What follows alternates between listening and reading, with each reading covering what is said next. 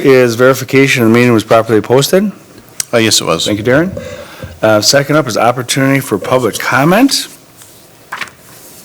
We are now at the section of our meeting where there is an opportunity for citizens to speak. Each individual will be limited to 3 minutes time to speak in order for us to hear from the community and then get on to the agenda of the meeting. We will signal the speaker at 2.5 minutes in order to allow wrap-up of their comments. We expect all speakers to honor our time limit, refrain from using any inappropriate language in any manner, and be respectful in their comments. Speakers who do not meet these expectations may be prohibited from speaking at future board and/or committee meetings. We also expect that the audience will be respectful of the speaker and of the board and refrain from responding with verbal comments, cheering, applause, or other behavior that will detract from the meeting. Please note that no obstructions can be created between the board and the audience, and that the area behind the speaker and podium will be clear during public comment. Also, in order to respect our speakers and meeting participants, please silence your cell phones. Our first speaker is Christy Siebold.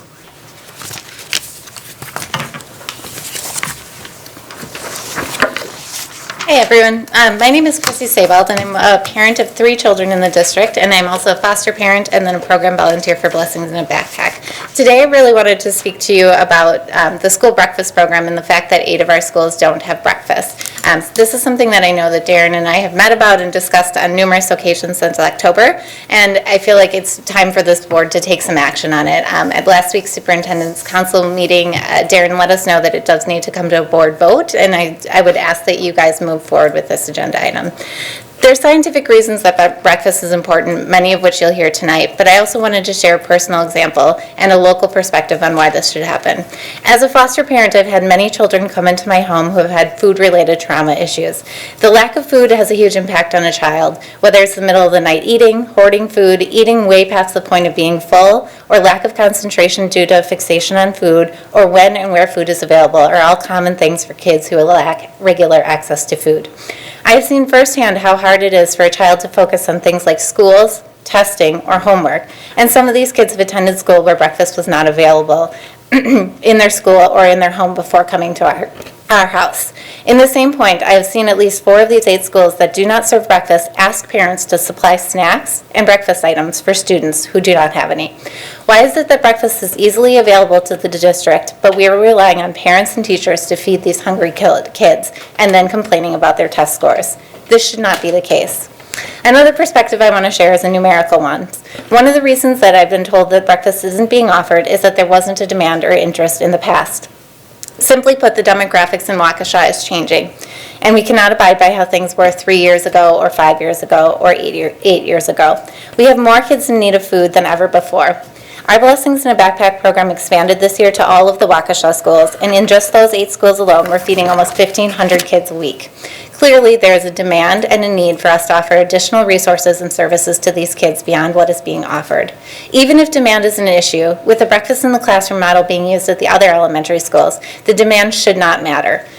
It is an easy and low-staff, low-cost model program to implement, and I believe that every child in our district deserves a breakfast, even if they are one of only a few kids at school that quote-unquote needs it.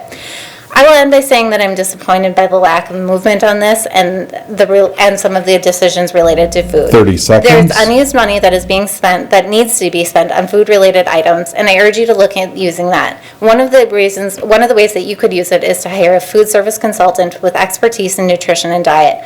I also urge you to re-examine the Aramark contract going forward, especially with the new nutrition standards that are going into effect for next school year, and I urge you to make a plan for when SSO expires in June and to get breakfast to all of the students in our district. Thank you. Thank you.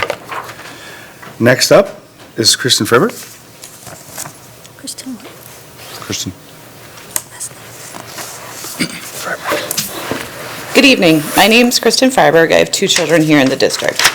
Like many of us, when I'm able, I try and volunteer in our schools or in the community. This year, I've been helping out at Banting periodically with the Blessings in a Backpack distribution. While it's amazing to know these resources are available and to our community, it's really hard to see just how many kids we have in need. And knowing that we have 8 schools that are not providing breakfast is very troubling. Tonight, I just wanted to share a science and achievement-backed perspective as to the importance of breakfast for our students. Many school board members, along with a few select candidates, seem to be very focused on both achievement and test scores. According to a paper from the Frontiers in Human Neuroscience that looked at over 25 studies on the importance of the school breakfast program, quote, "The evidence suggests beneficial effects of breakfast for on-task behavior in the classroom, mainly in children under 13. This beneficial effect was apparent in children who were well-nourished, undernourished, and/or from deprived or low socioeconomic backgrounds. For school performance outcomes, evidence suggests a positive association between habitual breakfast frequency and quality on school grades or achievement test scores. Similarly, evidence from school breakfast programs suggests a positive effect on school performance, particularly math grades and arithmetic scores, and in undernourished children and children from low or deprived socioeconomic status backgrounds. It's clear that by not offering breakfast at 8 of our schools, you're taking away one of the biggest and easiest ways to improve student outcomes. This seems like an easy win that everyone, no matter your political affiliation, should be in support of. Despite people asking about these schools not having breakfast all the way back to September, we were not told until last week's Superintendent Advisory Council meeting that it would require a board vote.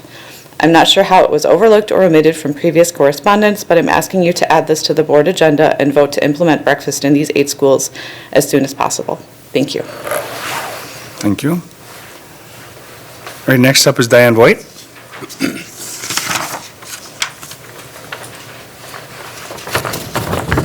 I've come to hear Wendy share the audit report and to hear Mr. Como's annual question, what grade has the district earned for our financial situation this year?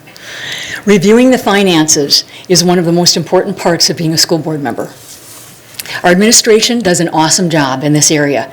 I've seen them come from the brink of financial ruin and offer creative options from STEM to dual language to the arts to provide parents the choices that best suit the learning styles of their children. Then, why do we have to make cuts every year? I discovered in 2019 that over the previous 3 years, about $18 million had to be transferred from the general fund to cover special education costs that are required but not reimbursed. My question, what is the gap this year for special education reimbursement? Our administrators have had to make annual cuts to cover millions in costs to provide those mandated services to our special needs students. I've encouraged our Wisconsin legislators to increase the 30% reimbursement rate to more like 60% as proposed by the Blue Ribbon Commission, and I encourage all of you listening to do the same. I'm concerned about the plan to close Whittier. At the first listening session, we heard many Whittier parents speak about the great things happening for their children with the amazing staff in this neighborhood school. Concerns were raised that the board not repeat the mistakes of the Saratoga closing 12 years ago. It took years for Whittier to regroup and get to this point. I'm very concerned that we are attempting to merge 2 schools with populations that include 23% and 24% students with disabilities into one great big school when smaller class sizes and the feeling of community are proven to be more effective for students with special needs for their learning styles. Research shows that a move affects students negatively, resulting in a 6-month loss academically. Do we really want to impose this decision on all the Whittier students when we're trying to see school performance improve? I propose that we table the Whittier closing decision until we can research the unintended consequences. We cannot rush to make a simple business decision to close a building to save money. There's so much more to be considered when kids' lives are at stake, and it impacts the educational environment for our most vulnerable population for years to come. I fear the transportation costs alone to cross the railroad tracks will be high. 30 seconds. Right now, the 16 pay-to-rise students are funded by church sponsors because about 80% of Whittier families are economically disadvantaged. Let's pause to learn from the mistakes of the past so that we do not repeat them again. May I suggest instead using Esser funds to add air conditioning so Whittier students can attend summer school, and add Esser funds to provide wraparound care programs for homework help before and after school. Let's use the Esser funds to close the opportunity Your gaps. time is up. Thank you, Diane. Next up is Dave Richmond.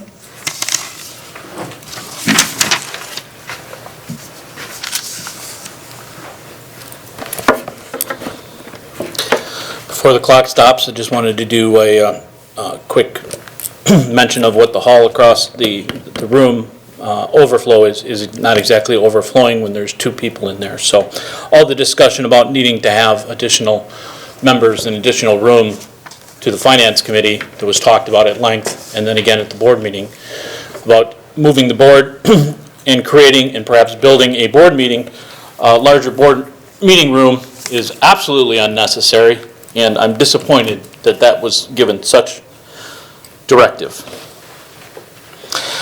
At last week's committee meeting, book discussion, I had some issues with the questions that certain board members did not bother to listen to the presentation and had predetermined questions. This leads into my next point, where I think that the board needs to take a strong look at themselves and hold themselves accountable. Mr. Como, this does start with you. You are the president. There have been numerous violations that I've stopped keeping track of and people have stopped keeping track of different things that just need to get addressed. Whether it's attendance issues, whether it's attending fundraising as a representative of the board when they're not supposed to speak to that, and various other items that I've brought up in the past. The board's job is to keep themselves accountable because they're accountable to the community. The board also keeps the administration accountable. There have been some major issues starting in May of this year with that being done. I really, Mr. Como, I do encourage you to take and respond when people do reach out with concerns from the community and respond to concerns about just some common courtesy issues that are happening from board members. Speaker's actions, I've spoken loudly, I've spoken at length on a number of issues. There isn't enough time today to talk about Whittier. I just encourage the board to take a long look at things and where they go, and to take in input from all aspects of the community. And then tonight, I think we need some answers, and not we're going to get back to you, because it's been brought up, the whole breakfast debacle has been brought up at numerous meetings by members that were here and not members that were here. 30 seconds. And it was responded, well, I'll have to get back to you. We haven't done it, we've not done it that way, we've done it that way in the past. And then a quote of, when do you stop? Because at some point, some people will get accustomed to this. That's my fear, that this is the slow addiction of this service. There is that concern. Free is a funny thing. Mr. Clark, you kind of disregarded directions from the board. Answer questions when asked, and make sure that Your time is up. applied for children. Thank you. Thank you, Dave. Next up is Robin Rieschlag. How close? Let's hear it. Before I start, can you confirm, is Mr. Montijo on the call? Yes, he's right there. I just wanted to make sure. Thanks. Can you tell me your last name? Did I pronounce it? Rechtschlag. Rechtschlag, got Yes, it. thank you. Thank you. So before I speak, I just want to make sure the views and points that I express are those in mine alone and not my employer. So I'm a resident and taxpayer of Waukesha. My wife is as well. And we have 2 children that attend the district. I want to thank Mr. Dietz for bringing up the federal foods program at this meeting. I really appreciate that. I want to thank Mr. Como for responding to my email. Mr. McCaffrey, I want to ask you a couple of questions. I'm hoping you can take those into discussions today. First and foremost, at the August board meeting, you asked administration 2 questions about data. I have a finance degree, I have an MBA in management, and I've sat on many boards as an administrative person. When the board asks administration a question, the expectation is that the next meeting that's answered or given an update. And Mr. McCaffrey, I know there were 2 questions you asked in August. It's February. I don't think any of them have been answered. So as a taxpayer, I'd like some transparency. I'd like to know why they haven't been answered. They were around data, because I think as a board, you probably can't make decisions unless you have the data. As a parent, I've yet to receive any forms about whether I am eligible to pay for lunch or not, which I think is an important statistic. I can tell you right now that my family is financially better than some others, and I probably could pay. So I'm looking forward to those forms to fill out the data questions. We haven't gotten them yet. It's February. Mr. Como, one of your comments at that meeting was about punting. There was a lot of board members who had said they thought this topic would get punted over and over. And I think your comment was, and I'm paraphrasing, it should be recurring. It's February. If Mr. Dietz wouldn't have brought this back to the committee, would we really be talking to it about tonight? So I'd like to know why it hasn't been brought up. And in the finance world with boards, typically you have recurring meeting items so that people can give updates. Even if there is no update, it's nice to hear no update or we're working on something, but there hasn't been a word since September. Ms. Reinacek, in September, you actually brought it up. It's in the meeting minutes, and you asked for an update. Why did Mr. Dietz have to come back in February and ask this? Did you ask for an update? Has anybody asked for an update outside of Mr. Dietz? So I'd like to know that. I don't know the voting process. I just know that Mr. McCaffrey asked questions. We haven't heard a word as a parent. Now, as a taxpayer, something that really bothers me. The August board meeting, Mr. Montijo looked into the camera, and I think you guys remember the words. He said, put your money where your mouth is. I'm a taxpayer, paid my taxes. One of the ideas was to try to have parents 30 seconds. through a technology or maybe an app. I think administration started to talk about that at the next meeting. It's February. Did it work? Has money been raised? How did it get allocated? Did it not work? Where's the update? I want to make sure everybody's aware there was a tax program that expired this year that parents could have donated $300. Did anybody think about that for money? It's a finance meeting. How did nobody bring that up? If you could just ask some of these questions as you guys can. Your time is up. Thank you. Thank you, Robin. Next up is Sam D'Amico.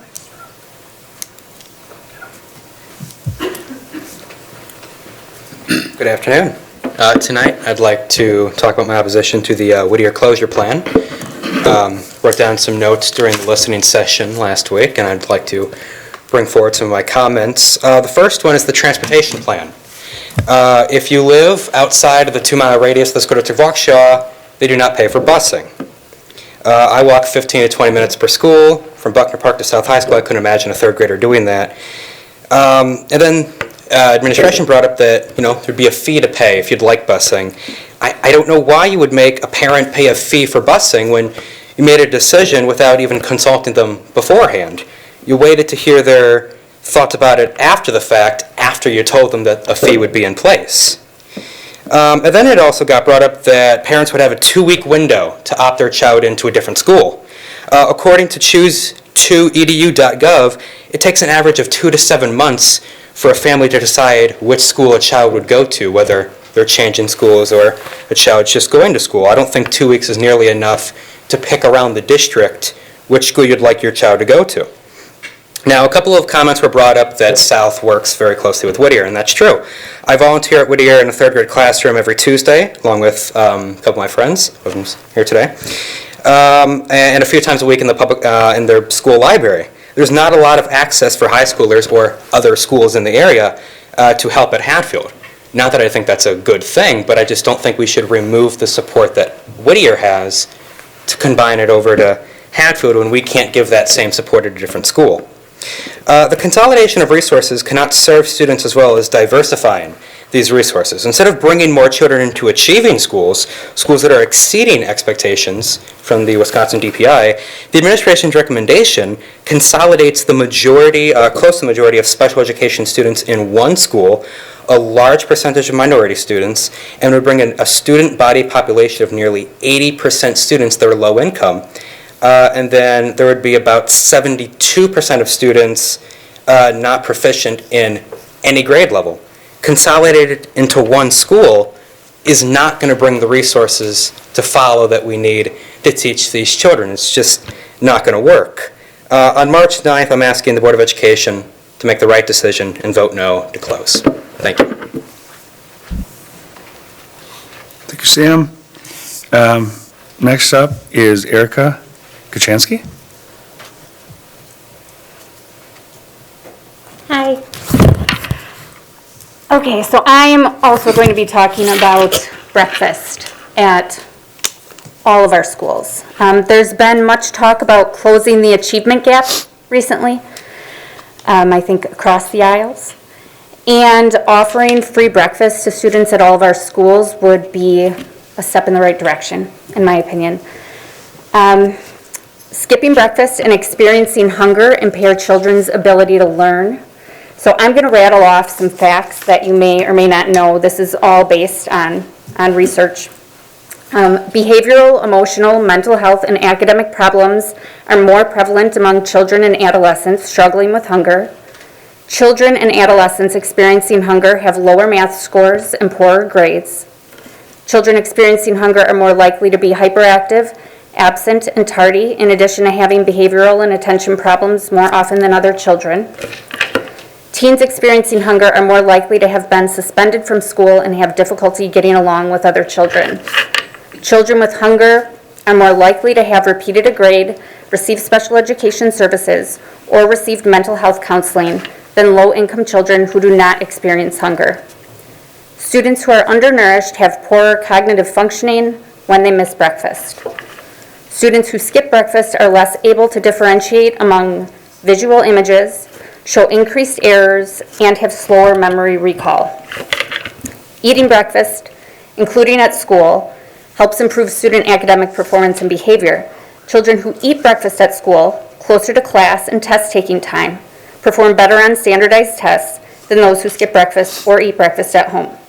Students who eat breakfast the morning of a standardized test have significantly higher scores in spelling, reading, and math compared to those who do not eat breakfast. Student academic achievement increases, especially for math, when schools offer a school breakfast program. Students who participate in school breakfast show improved attendance, behavior, and academic performance, as well as decreased tardiness. Providing breakfast to students at school improves their concentration, alertness, comprehension, memory, and learning. Children who eat breakfast showed improved cognitive function, attention, and memory. Consuming breakfast improves children's 30 performance seconds. on mathematical tasks, vocabulary tests, demanding mental tasks, and reaction to frustration. It sounds to me like providing breakfast at all of our schools is kind of a win-win for everybody, and I don't know why we aren't doing it. From what I understand, we have the funding to do so. Why aren't we using it? I guess that's it tonight. I hope that we figure out a way to do this and implement breakfast. Thank you, Erica. Is there anyone else that wishes to address the board? All right, seeing none, we're moving on to our action items for this evening. First action item is approval of minutes from January 10th, 2022. Looking for a motion for approval. So moved. Thank you, Mr. Dietz. Is there a second? I'll second. Thank you, Mr. Montijo. Any discussion for the minutes from January 10th, 2022? Seeing none, all those in favor say aye. Aye. Opposed? What did he say? Did he abstain? Did you abstain, Corey? No, I voted aye. Okay, excellent. It's 5-0. Next up is approval of the vouchers. Questions on the vouchers? Any? More of a generic question about our petty cash procedures. Okay. Not necessarily on a particular voucher. Okay. The question was if we could explain how our petty cash process works in the district. And there's a couple of different branches of it. So I'm going to start with the business office. We have two things. We have a petty cash box in the business office, and it's generally, we balance it to $955. It could be different because there might be receipts in there versus cash in there, but that's what it should balance to. And that's used to reimburse small expenditures generally. The general rule is $25 or less, but we make exceptions if it's deemed necessary. Some examples of what it's used for are mail courier, often ends up with postage due, so he pays for it out of his own pocket, comes back, we reimburse him out of our petty cash. Reimburse the schools for their receipts that they send over out of petty cash in our office. And we use it to make change often when people come in and they pay cash for fees. The other arm of the petty cash in the business office is a checking account, a petty cash checking account. And that's in Quicken, but we also keep the balances in Skyward, our accounting system. And We manage the account with Quicken. We write checks as needed. There's a 3-tier authorization process. We have Deb in our office who actually processes the requests and writes the checks. I sign the checks, and Amy, our district accountant, does the balancing to make sure that it's always in order. So there's a good reconciliation process in place. Some of the examples, we mainly use petty cash when it's going to be a one-time reimbursement. We don't want to clog our accounting system with so many vendors that are just a one-time use. So some examples of this are, we have to reimburse parents when they're in the early college credit programs. We need to reimburse them for their textbooks. It's usually a one-time reimbursement, but it's usually in several $100s, so we don't want to deal in cash. We write checks, petty cash checks to these parents. Same thing, there's a CNA program where tuition gets reimbursed, and we use petty cash to reimburse. And then we use it we write checks for some fee reimbursements. So at year end, we have to look at seniors' accounts and see, do they have any surplus balances? Do they have any food service balances? Do we owe anybody money that we need to write checks to them for? Someone leaves the district and they have money on balance, we use the petty cash to write them a check. So that's what's happening in the business office. When we write checks from the petty cash account, excuse me, we then do a transfer from our an internal transfer online from our general banking account into the petty cash account to replenish the money that's in there. And then a journal entry is done to record all the expenditures that were paid for. Excuse me.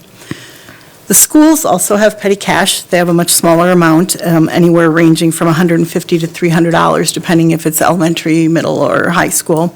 They cannot use it for anything over $25. If someone needs something reimbursed over $25, they need to send in a personal reimbursement requisition. So they mainly use it to reimburse people for small expenditures. When they run low on petty cash, they send us their receipts, and then we replenish their petty cash. And then we book the expenditures in Skyward. Each year, at the end of the school year, we collect all the petty cash back. We reconcile it to make sure that there's none missing. And then the schools that have programs during the summer, they get their petty cash back. But people that are going to be gone till fall, they get their petty cash back when school starts up again. Other than that, the miscellaneous for the petty cash is just that we do reconcile to make sure that all the components are always lined up, and the petty cash account is on our audit list as far as our bank accounts go, so it's, they see that on the list also. Any questions on petty cash handling? Or are we? Mr. Como? I appreciate the thorough explanation of our procedure, Sherry. Couple of things. One, I assumed we did not have an issue with this, and I know that over the course of the years, you and Darren and your team has gone through and several of our procedures and have made sure they're proper. And so I brought this up primarily because we're also going to be talking about our audit, and procedure is at the center of what Darren and your team do, and it's a focal point. And you guys have always, anytime there's been a deficiency that's been pointed out over the years, you've worked on it. And this might seem like a small topic, but this topic hits every school, and I truly do appreciate the tightness that we have with the petty cash. And with the second topic, it's really the same thing, more bringing up due to our audit and procedure and processes, and wanted to really educate our constituents on how detail-oriented we are, even with the smallest of dollars. So that leads into the second question, was cash receipts and handling at the schools. And I put a short highlights in here based on this is what the expectations we have set with the school secretaries, which are the ones mainly handling the money for deposit. And the expectation is that there's at least one deposit a week. If they happen to have a large amount of money, that it's deposited within 24 hours. Any money waiting to be deposited is locked into a safe until it is deposited. Once they will actually make their own deposit, and the courier, our mail courier, will pick up their deposit bags and take them to the bank. And then they need to send the business office backup, which includes the deposit slip, a copy of the deposit slip. We have a reconciliation form that has all the backup to support the money taken. So, for example, they have to run a report in Infinite Campus to show how many fees were taken, and that amount needs to match with what the deposit was when it comes to the school fees. So that way, people can't take the money because it would show up on the Infinite Campus report. So there's the cash taken reconciliation report is the one through Infinite Campus. The deposit reconciliation encompasses everything. And then it just gets paper clipped and sent to the business office to our person that works with that, which is Deb, and they keep a copy for audit purposes at their schools. We eliminated activity accounts several years back, and that's where they each had their own checking account, so they no longer have that. They don't have the ability to write checks. They do have their P cards that they can use, but otherwise, everything, all the cash and everything comes and ends up in the district's account. As far as like ticket takers and things like that, they're supposed to have 2 people at each activity to count the money. So there's 2 people handling the money and counting the money. And then they turn it in at the end of the evening, and it ends up in a lockbox at the end of the evening. And then it waits to get deposited when the secretary does their deposit for that week, or if it is a large sum, they're encouraged to do it the next day. Mr. Coleman. Have we had any issues with our schools following these procedures? No, they've been very good about it. Okay, and the P card I'm assuming is much more secure than what we, having their own checking accounts? I think so. It isn't, we get to see more of what they're doing, so we can check and make sure that the things they're doing are in accordance with all of our accounting principles. Not that anybody is doing anything wrong intentionally, but this way we can monitor it because we see all P card transactions that come through. It was mainly done because of the accounting rule changes on what constitutes a true activity account. And our determination was these weren't necessarily true activity accounts. They didn't follow the rules of a true activity account, which is why we pulled them back and put them in with our... Is that set by DPI or was that a GASB? It's a GASB. Okay. Well, Both? DPI enforcing the GASB change. Yeah, definitely GASB. DPI set the original student activity fund rules, but then GASB implemented a new standard 84 that required an analysis of how those accounts were handled. So they really trumped DPI. So most schools no longer have student activity funds. Thank you, Wendy. You're welcome. She's going to be up at bat soon. You'll see how expert she is at these things. I'm listening very carefully. Thank you. Just so everyone's aware, the challenges we had in our student activity account, there was 423 other school districts in the state of Wisconsin that probably had the exact same challenges, so it wasn't unique to Waukesha. And I know as we have made the changes over time, I felt like they're all positive changes, and just wanted to circle back to review some of those changes and maybe highlight some of the changes that we made. And these are very small dollars compared to our overall budget. But again, I wanted to point out the level of detail that we take at looking at all financial aspects in this district. So thank you for your hard work on this. Appreciate it. And that was a question I asked just a few hours before the meeting. I didn't think of that on Friday. I apologize, Sherry. And Right. thank you for responding quickly on that. Excellent. Any other questions related to the vouchers? No. Okay. Any from the board? You're looking for a motion? Approval of the vouchers? So moved. Thank you. Is there a second? I'll second. Oh. Corey seconds. Any further discussion? All those in favor say aye. Aye. Aye. Opposed? Aye. 5-0. Next up is approval of Esser funding for teaching and learning materials. Yeah, oh, there she is. See. Jody's here to talk about the content of the purchases we're seeking to get approval on, but I also wanted to talk, as I put in my executive summary, about process. This is our first Esser 2 or 3, Esser 2 or Esser 3 purchase. It fits into that framework that we, what I called version 1 that we shared at a workshop in January, I believe. So it fits within that, but it's also a small enough amount of money that it's really not going to change the percentages of that framework, and we still have, I think, a considerable amount of work to do on finalizing an approach to the Esser funds. But we thought this was a good trial run. I put it on here as an action item, but if we get caught up on either a process issue or questions on the content, we can come back next month with further details if you'd like. But I thought after Jody presents a quick summary of what we're asking to be purchased, we can spend just a few minutes on how you'd like to see these things go through an approval process. So, if you want to just... Perfect, okay. Thanks, Darren. And just to add to that, right, I mean, assuming what the board talks about in terms of process, my goal would be to bring a few of these to you each month. This is just a first of a few regarding learning loss specifically.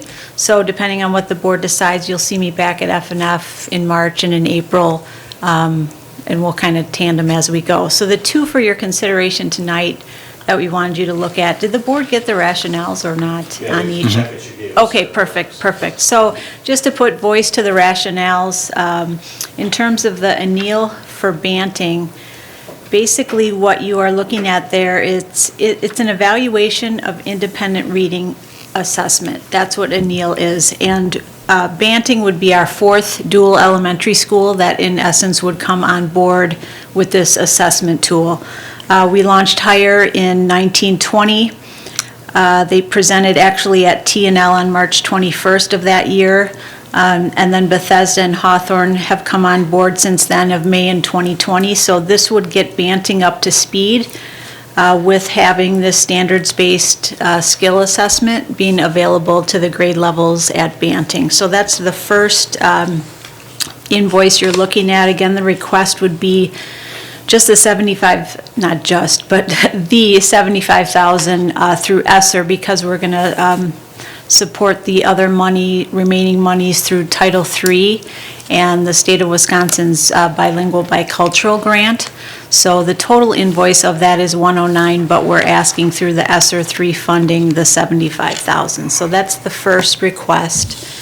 The second request is IRLA, right, because we love our acronyms in education. So this IRLA stands for Independent Reading Level Assessment. And so this would be the comparable on the monolingual side to the Spanish assessment. So again, we've been using the anneal in the district to benchmark student reading development in a standards-based way, and the teachers are just loving this. It's definitely been a game changer in terms of formative assessment. So we talk a lot about MAP, which is kind of more summative based, even though we give it 3 times a year. This is the most formative based responsive assessment tool that we can use both in Spanish and English for our teachers. So it gives very specific data, actionable power goals for each kid that is personalized, and so we've been very happy so far with both of these products. They are from the American Reading Company, so they're a vendor that we've worked with for a while. So those are the 2 proposals in front of you this evening.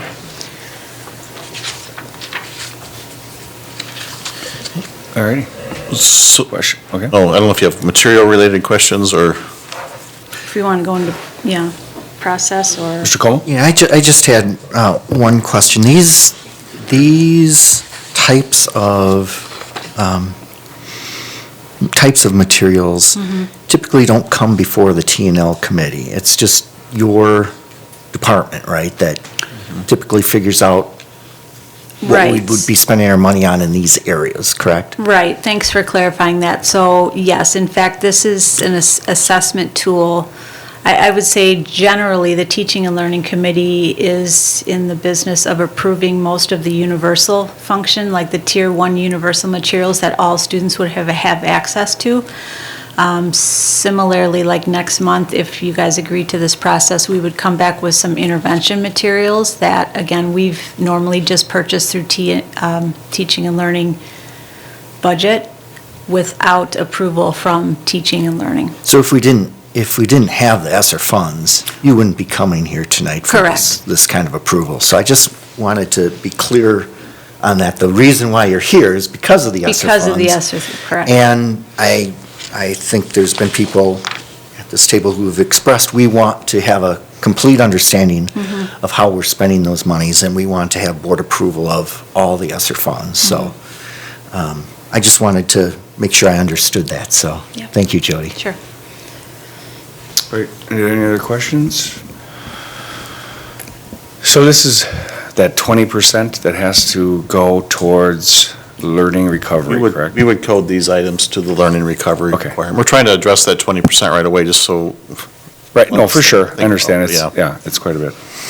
And again, this wouldn't have come, but with Esser having, quite a bit of attention, maybe it's different once we have a framework in place and the committee and the board's heard a report on all the things that we look to do. At that point, I think maybe it can just be ordered, but we're not there.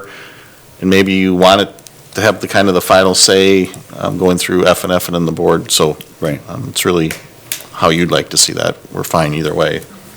Yeah, no, I mean, does anybody have a problem with the procedure that we're going through right now? Corey, anything? No, I do not. All right, I do not either. Mrs. Ryanchek? Thank you. I just have a question. Okay. Who else would be fighting for the learning recovery 20%? Like, wouldn't it all go to TNL, or what else? Like, what else would? I work with 1,000 educators, so I would say there's about 1,000 people looking to be part of that. But we've agreed early on that we wanted to address the 20% right out of the gate, because we had things teed up anyways. But you could probably provide a longer list of other instructional things that you would like to see, or been asked to make happen, so that's outside my realm.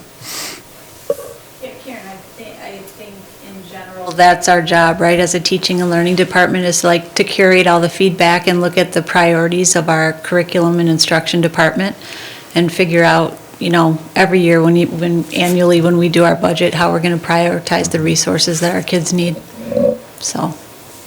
And this is at the top. The first round of many coming your way over the next couple months. Again, as Darren mentioned, if that's the process that you feel okay with, then we'll be bringing forth some more in March and April for your approval. Thank you. Do you have any reservations?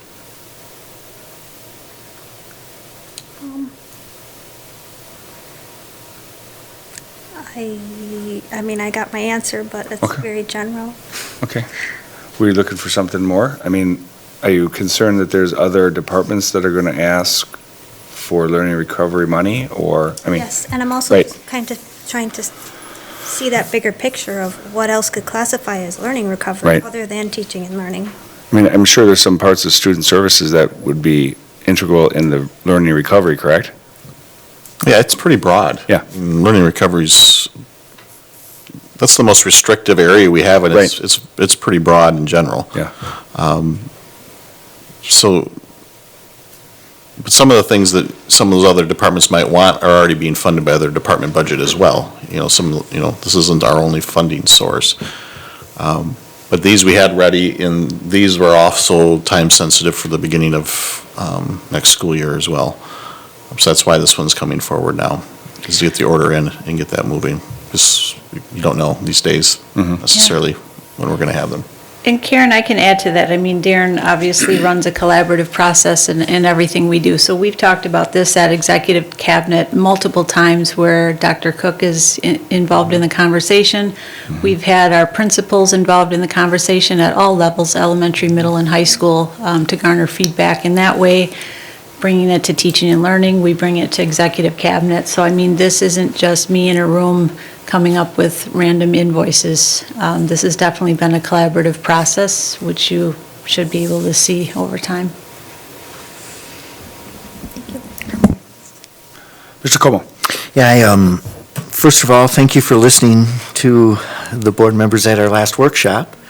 This was the area that we wanted to start with and had the greatest emphasis.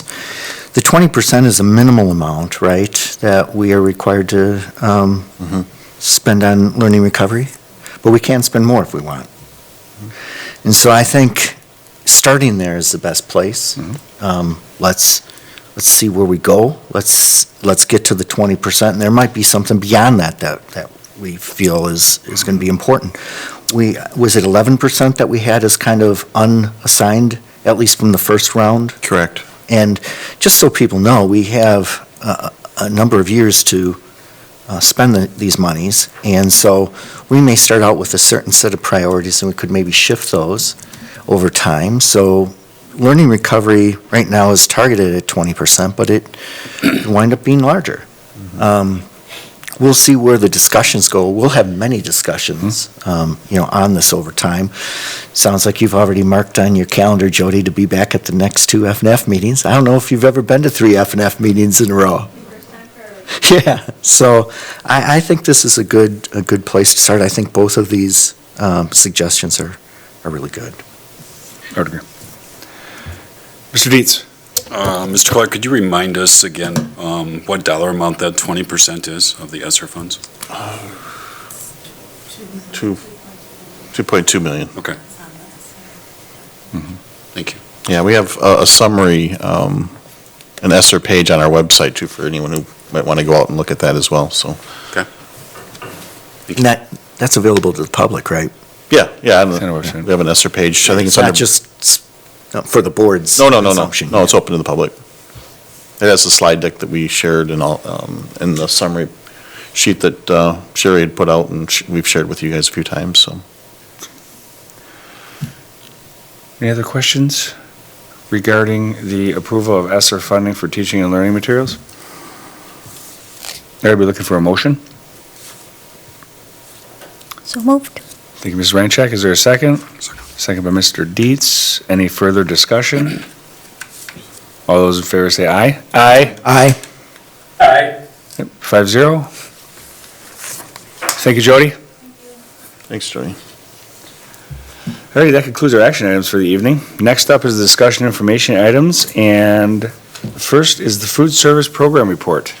Yeah, as was mentioned in our citizens' comments, it was requested that this be agendized for discussion this month, so I think we'll start out with just the general questions about our operation, and then I would like to go back and touch on the procurement agreement option the DPI is now allowing us to have with our provider, so I thought we'd close with that topic, but okay. I was sent 3 questions, and I thought I'd just respond to those 3, and then we can open it up to what other questions you may have.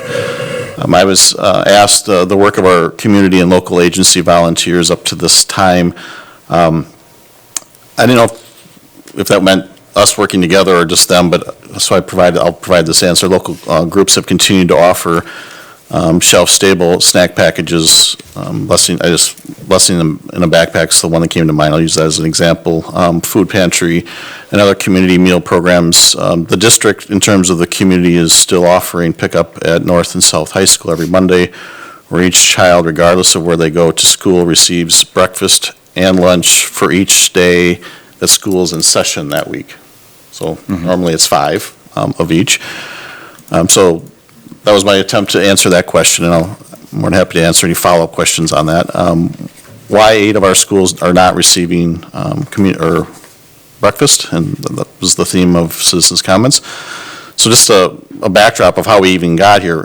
Prior to and during the COVID pandemic, the district has never offered breakfast at these locations. In nearly 2 years of working with COVID and all the challenges it provides, SDW has changed the federal program we're operating under, but never the service model.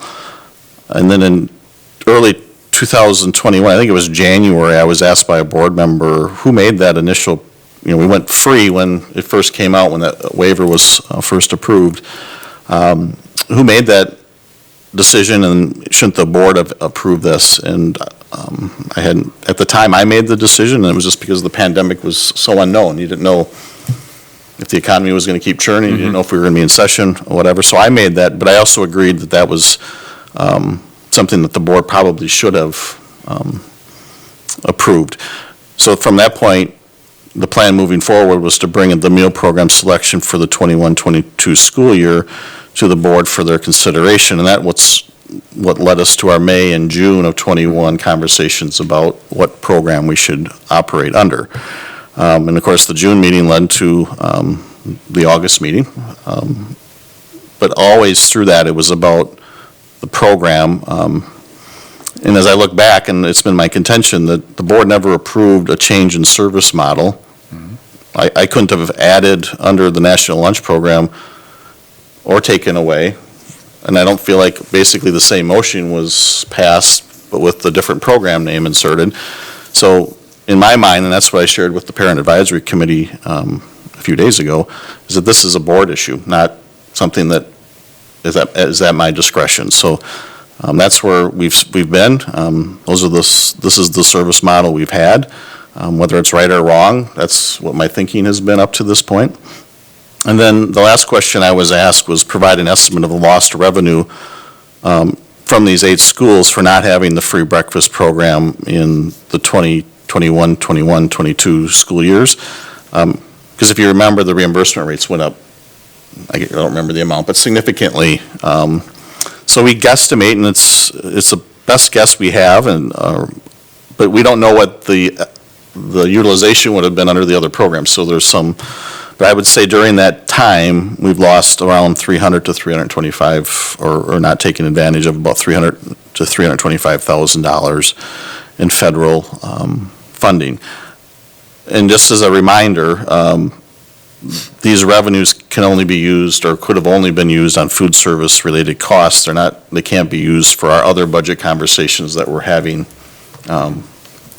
outside of that, of the food service conversation. So those are the 3 questions. The other data point I thought I would share, and I believe I sent it out in a Friday update as well, our free reduced eligible students as a percentage of our student body is at 35.1%. Historically, we've been about 36% over the last 5 years. So we're up to where we've been as a percentage, and I think based on some of the confusion and everything that happened last summer, I think that's a pretty good outcome. So those are the things I have, and we're here to answer any questions that you might have related to the food service program. Ms. Rychek. Thank you. Mr. Clark, can you just go over when you say we either lost or didn't take advantage of the $325,000? What do you mean if we didn't take advantage of it? We would have had more claimable meals. We would have gotten more federal aid if we would have served breakfast at each of those schools. But if you recall, and I can't say I've watched the tape, so my memory serves me, this wasn't a financial decision at the time. No. We have a very solid food service program. We're not subsidizing it with our own operational dollars, but that's what I meant by that. Thank you. I have another question. Yeah. Are we asking parents to supply, other parents, not the parents of the children, other parents to supply breakfast and snacks for the kids that don't? That's my understanding, and that's something that's going on at the schools, but we don't have any working knowledge of specifically what's being asked. That's it for now. Thank you. Any other questions? Mr. Dietz. I'm just going to go through a little bit of the history of how we got to this point. Like Darren said, for the, let's see, that would be the 1920 school year, he was making the decision about the breakfast and lunch programs in all of our schools. He did bring that to Finance and Facilities. to discuss that in May and June of 2021, because he really felt that that would be and should be a board decision. We go back to June 9th, when the board voted 9-0 to implement the National School Lunch Program. At that time, COVID numbers were going down. The Delta variant hadn't even existed, and it seemed somewhat of a good trend to go, especially when we were planning for the future. But then a lot of things happened between June and August. And on August 30th, we had a special board meeting to look back at different options. And the recommendation at that time from administration on August 30th was for the board to rescind their previous action on June 9th to go with the National School Lunch Program and to implement the seamless summer option where the district can be reimbursed for free meals for all students. That would include breakfast and lunch.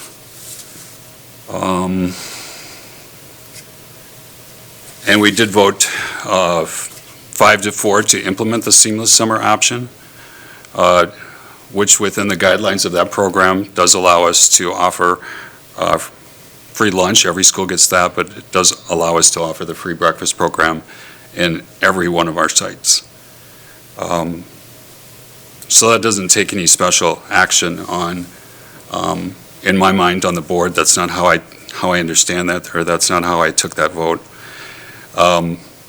I did try to go through our administration. I've had some discussions with both Mr. Clark and Dr. Siebert about the fact that I thought all of our schools should be getting it. The schools that aren't receiving the breakfast program include Meadowbrook Elementary School, Summitview Elementary School, Bethesda Elementary School, Rose Glen Elementary School, Hillcrest Elementary School, Prairie Elementary School, Randall STEM Elementary School, and Saratoga STEM Middle School. Geographically, all those, except for STEM, are located on the outskirts of Waukesha. And it's real interesting because if I have 2 or 3 kids in my family, if I have a child that's 4K through 5th at one of these schools, they're not provided with the breakfast program, but as soon as they walk into the doors of our middle schools or high schools, it's automatically offered to them. That doesn't really seem right to me. Doesn't seem logical. So I had some, discussions back and forth, and, we really didn't get anywhere as far as moving in the direction that I felt we should be going. And then, you're at that point of decision-making, whether you keep things internal and become, in my part of the problem, or to be part of the solution. And I thought that being part of the solution would be bringing it forth to this committee for the board to revisit that and have it as a discussion information item. And I chose to bring it forward because I believe it's the right thing to do, and I believe that it allows for our residents to have transparency. I'm not sure how that worked, but, if you look at the websites of these 8 schools, it says something like the breakfast program is not offered at the site. Okay. I'm not sure who made that decision.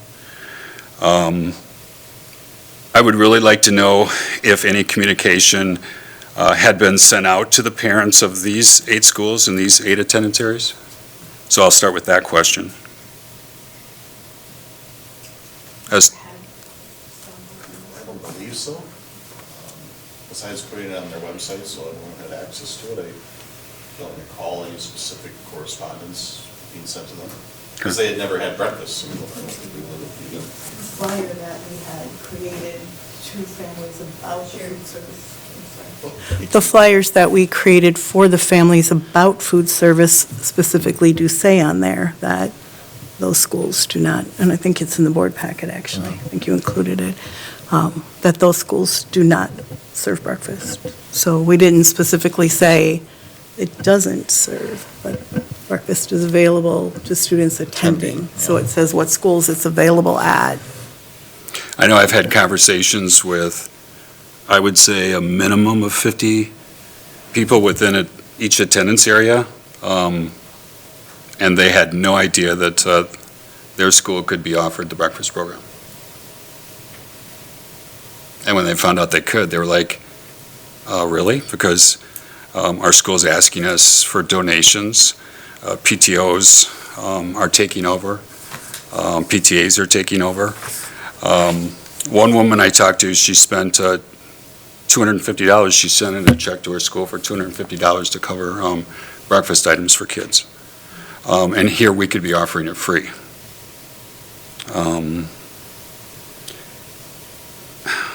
And then, how well does administration know the financial conditions of these families in these 8 attendance area schools?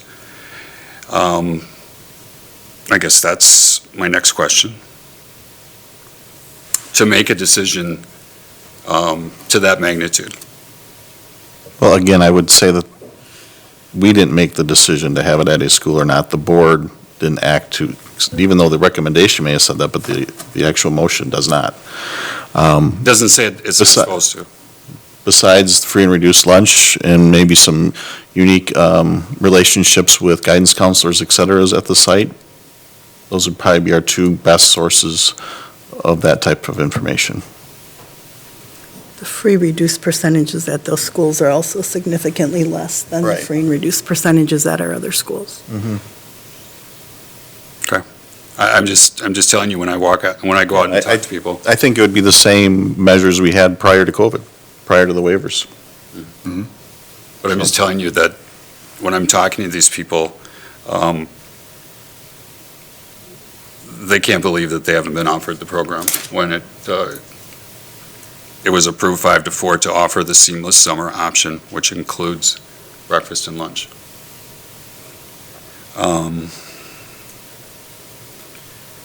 And I feel that, I feel like when we're relying on data from 2 or 3 years ago, or, more guesstimates instead of surveying families or getting real data, that tells me that we're really out of touch and unaware of what's happening in our area attendance areas and schools, and the struggles that many families are having during COVID. So I just think that's pretty clear to me. And the reality is that many of our elementary schools have students every single day that walk in our doors that are hungry and haven't been fed, and teachers are taking that, care of that, or PTOs are taking that, if they can catch it at all. I mean, a lot of times these kids slip through the cracks, and I think the speakers tonight did a great job of reviewing all the important reasons why we want to have that nutrition before the start of any given school day. And with the lack of nutrition, how does that affect not only learning, which we've talked about extensively this school year, but from my experience in working in schools for 38 years, lack of nutrition significantly impacts behavior as well. And it can have a major disruptive effect in that area as well. I did quite a bit of work with Department of Public Instruction in this area.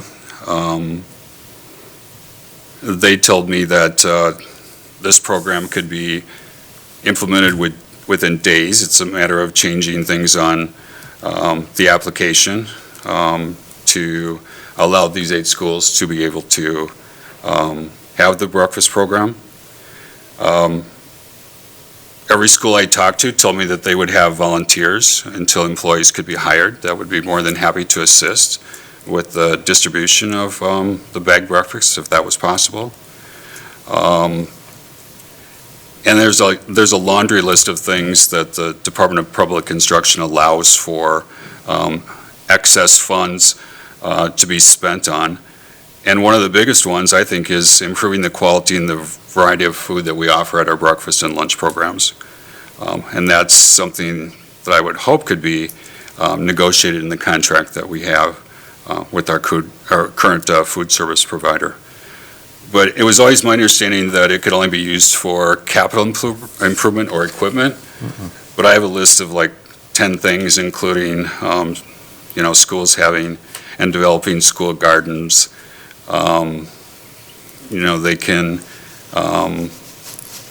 do equipment. They can do additional training with staff.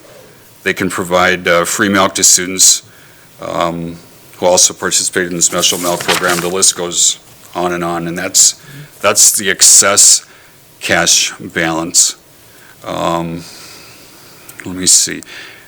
Sherry, could you tell me what our current balance in that account is? I don't have that off the top of my head. Okay. but It's over 500,000 though, right? Yes, it's over $1 million. It's over $1 million. Yes. Now, to keep in mind, though, the rule of thumb is that you need to keep 3 months' worth of expenditures in that account to keep a viable food service program. And right now, our 3 months' worth of expenditures averages around $1 million. So, but it's probably closer to 1.5. Okay. And does the state require that to be spent on? The state requires that we provide a plan every year that it's in excess as to how we're going to utilize those funds. Okay. Let me see what else I had. During that meeting, we talked a lot about getting the community involved, seeking out volunteers to assist us in this area. Sherry did a great spreadsheet that I have copies of all the people that signed up. And I guess I'm disappointed that we haven't reached out to the people that expressed so much interest about this area back in September. Whether intentional or not, the message that has been sent to them is it's not a priority in my mind. So I would say we should jump on that as soon as possible and utilize the information we have on these spreadsheets in front of us for food service suggestions and also potential volunteers to move forward. We also spent a ton of time, and I think one of the only things that all of us agreed on during that meeting was that we were going to do what we could throughout the upcoming school year, this school year, to end the student stigma of the cheese and peanut butter sandwich. Maybe one person didn't agree. I think a vast majority of people thought that was a pretty important thing. And if anyone else here didn't agree with that, I would be more than happy to hear from you. It's a big thing, it's real, and if you've ever been a student that's received a cheese sandwich and walked back to your table, it doesn't take much to identify you. And story goes on from there. So when I heard that this has to go back to the board, I totally disagree with that. It already was at the board. The meeting lasted over 2.5 hours. It was fully discussed, and I believe that it should have been implemented day one. Here we are in February, and I've been told that it could be implemented in a matter of a couple days from the state if we redo our application and submit that, which we are allowed to do. And I guess I'm disappointed in administration when, as a board, we vote on something and it's not implemented. But again, and we've talked about this for months, Greg, I never felt I had the authority. So it wasn't like you said, make this every day, and we didn't choose to do it. I just didn't believe I had the authority to do it. And having been someone who's been on both sides of this, being critiqued when I approved free meals back in 2020, to now being critiqued on the other end of it, I can appreciate that, but I'm not going to do something that this board, regardless of the topic, doesn't authorize me to do. So it's not that I don't agree with some of the things you've said tonight, but that's what we've talked about repeatedly over the last few months, so. And you're one board member out of 9, so. Right. I'd be more than happy to listen to the rest of my colleagues on the board. Ms. Ranchak? Thank you. Sherry, can you verify that when a child is given a free and reduced lunch, it is no different than a child who is paid for the lunch? That is correct. The only time that a cheese sandwich comes into play is if it's someone that has a paid account and they have let their student's account go negative over 4 meals. We allow them to go negative 4 meals before. But I want to put that into perspective because we've only served like 900 cheese meals in a year with over 750,000 meals, I believe the number was, for the entire year. So this isn't. And it is also a menu item. It is a menu item, and it's a full meal. It isn't just, here's your cheese sandwich, milk, fruit, vegetables. It's a complete meal that is provided. It's just a cheese sandwich versus another. And the one thing just to keep in mind with that is that I'll support whatever the board decision is when we get to those discussions, but money from the general education fund needs to be transferred to Fund 50 at the end of the year to cover any bad debt that you would allow to be incurred, which is basically what we're saying, is that if we're not dangling that carrot of a cheese sandwich, people will go negative. They'll go further negative. And that's just something that the board would need to keep in mind, that would require a transfer. You can't use Fund $50 to pay off bad debt. So that would have to be a transfer from the general fund to the food service fund to pay off any of that. And again, I'll support whatever the board's decisions are. I just want to make sure that that part is understood. Thank you, Sherry. So whether a child has a meal voucher or not, they're not identified. No other kids know it when they go and get their lunch. No one knows it except someone and one person in an office.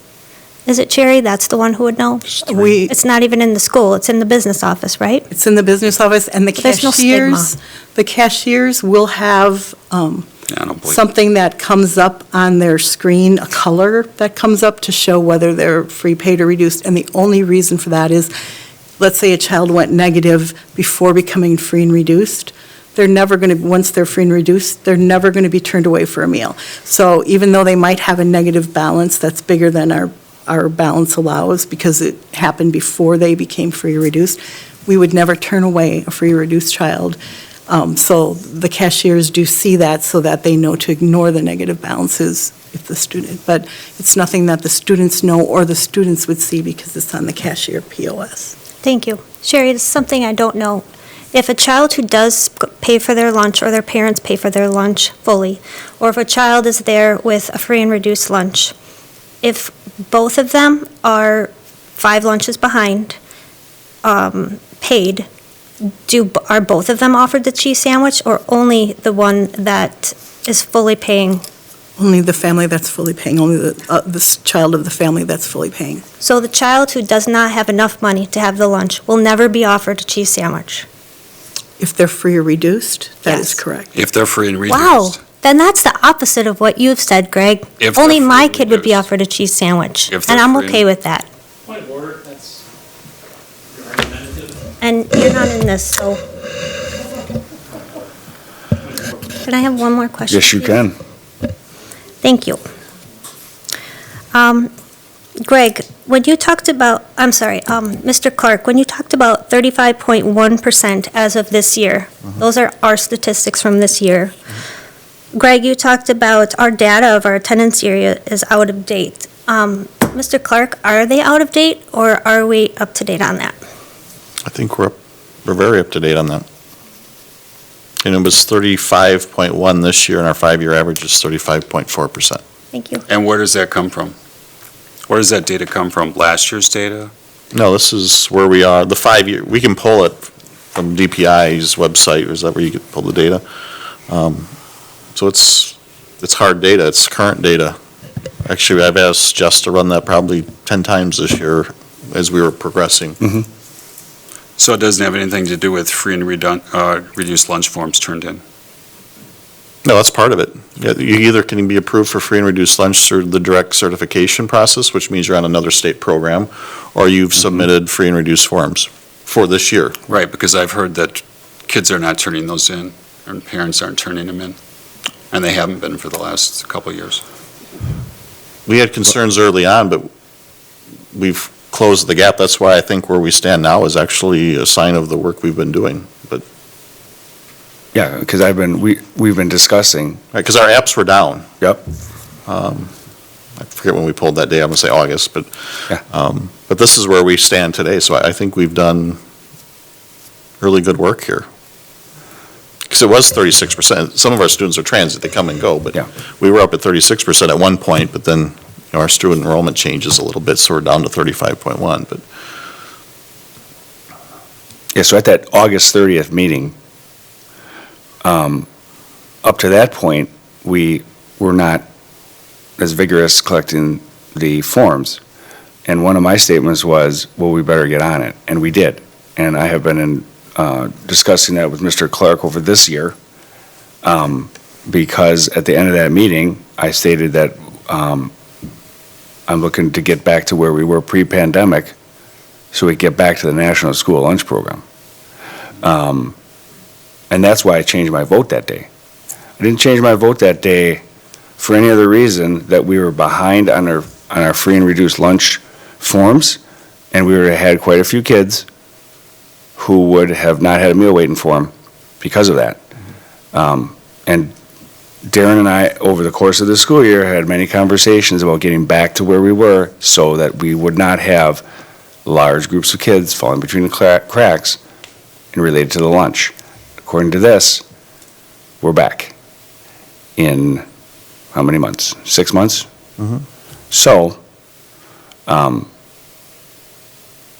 those numbers make me feel really good that the work that the administration has put in, because if you remember during that conversation on the 30th, I talked about how we should be, anybody that comes for help, we should be asking them to fill out the forms. Because if you're coming for help from the school district, you might need more. And that's one of the things that we've been doing. If you come because you need some fees waived, well, why? Maybe we can offer you other help on these forms. And they're a lot more tied to those forms than the lunch. The lunch is minuscule compared to what those forms, funding-wise, will give to these children. So before this school year, we were down on the forms that we were taking in, and it was a directive from me to Mr. Clark that we get back to where we were pre-pandemic, so we can move forward with the National School Lunch Program. And these numbers prove that out. So kudos to the business department for getting back to where we were that quick. It took a year and a half for us to get way down, and it took them 6 months to get back to where we were. And remind Yes, us sir. why that number is important. It goes beyond, That number is very important because of our title funds. So title funds are based on the free and reduced population that we have. Title funds are offered by the federal government as extra funding to essentially help out socioeconomic disadvantaged children in their learning. And that, in that meeting, is what I said, for me, was the most important thing. Because that funding stretches out years and affects children in the classroom for years to come. So the fact that we were not collecting those forms at the rate we should have been, not because of a decision was made here, but a decision really was made at the federal government where we didn't have to collect those forms, adversely impacted our student learning, which is why those forms are so important to me.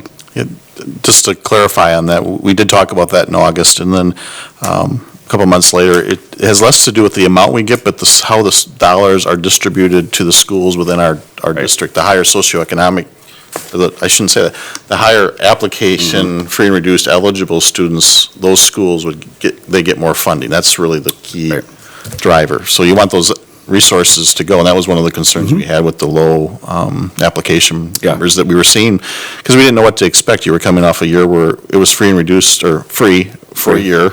Yep. And you didn't know where people. We didn't know where we were going. Yeah, we didn't know necessarily where we were going, so. And I think the number that you had given at that meeting was we were down 60% on our forms.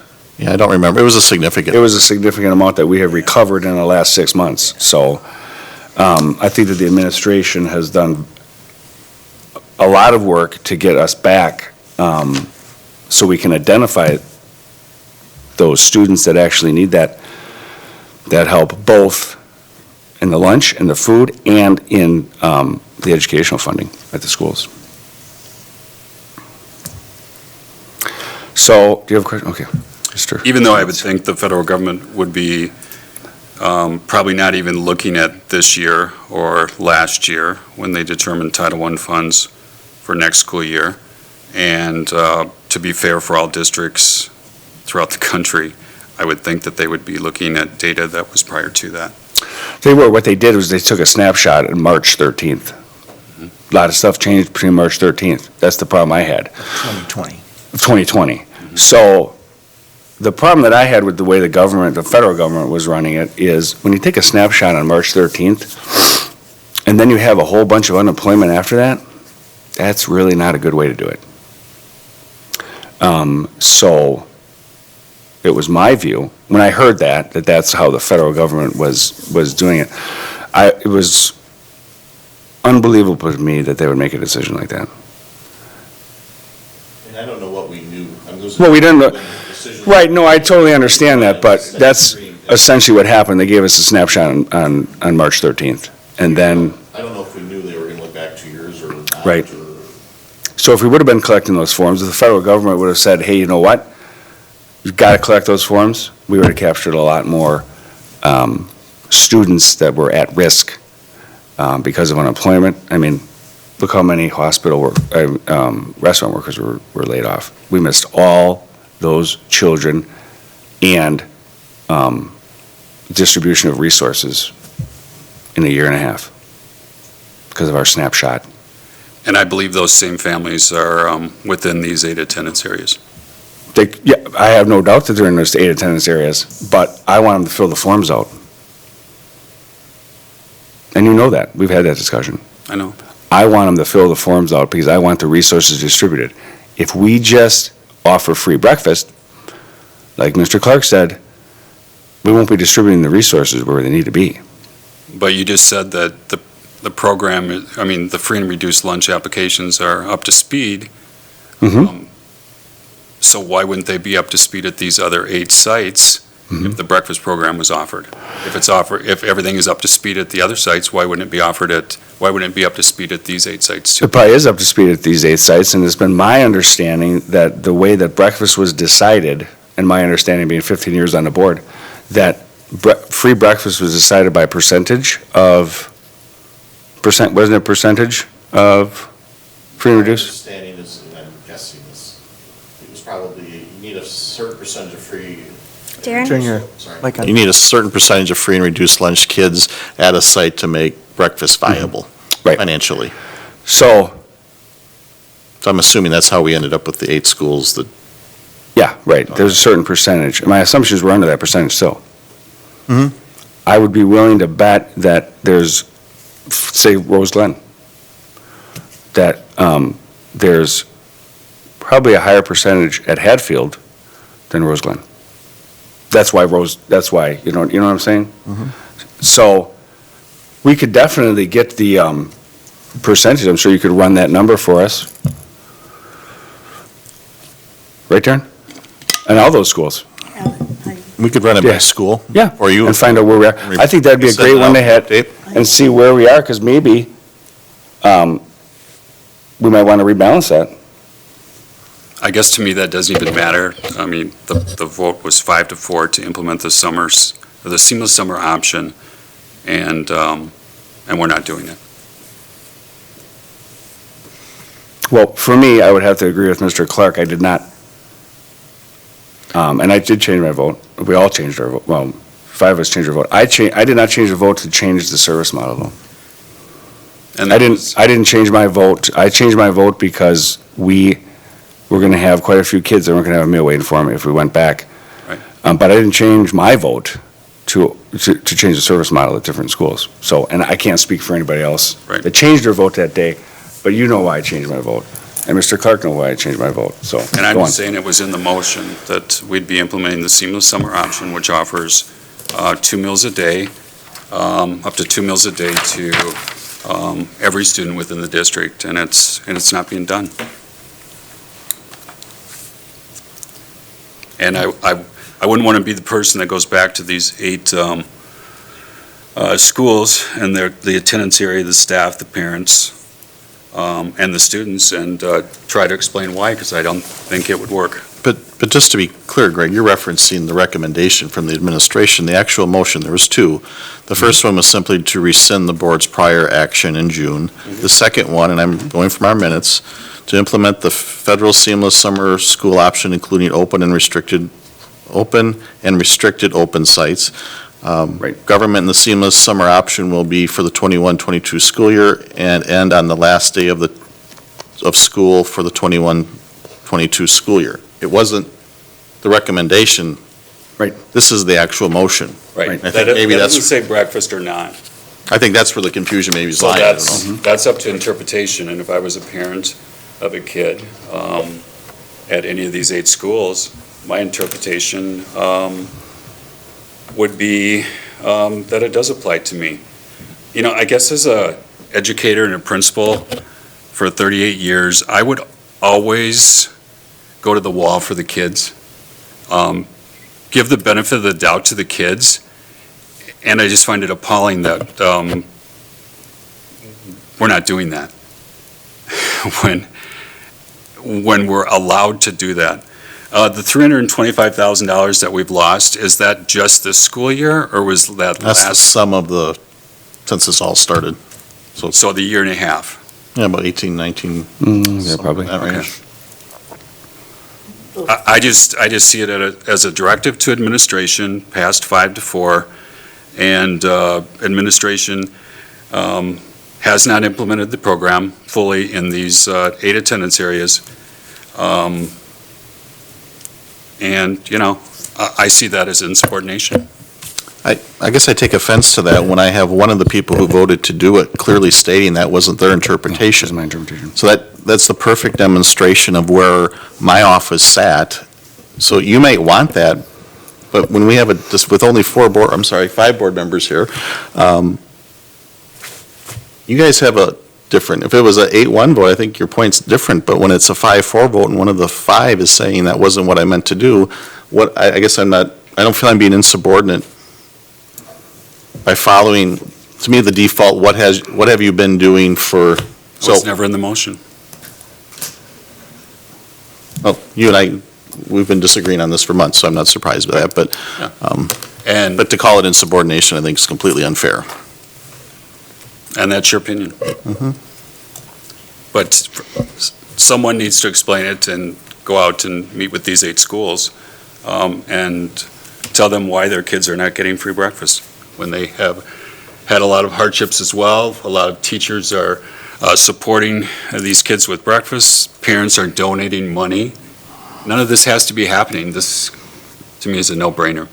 And if we're really thinking about kids and focusing on their needs, and learning is as important as we say it is, this is a huge component of that, as well as behavior. Ms. Como? I can simply say that when we took the vote in August to rescind what we had passed in June, I just thought we were simply going to return to what we were doing the previous year. And that's what we've done, correct? Mhm. And, I mean, that's what I thought when I was taking the vote, Greg. Just wanted to share that with you. Mr. McCaffrey? Mr. Montiel? Thank you. I understand Mr. Deeds' points. I disagree with them. But to suggest that Mr. Clark is being insubordinate and doesn't have the best interests of children in mind is grossly inappropriate and inaccurate. I shouldn't say inappropriate, he's free to say what he likes, but completely inaccurate. I've never got that sense about the administration, or particularly Mr. Clark, so it's just sad to hear.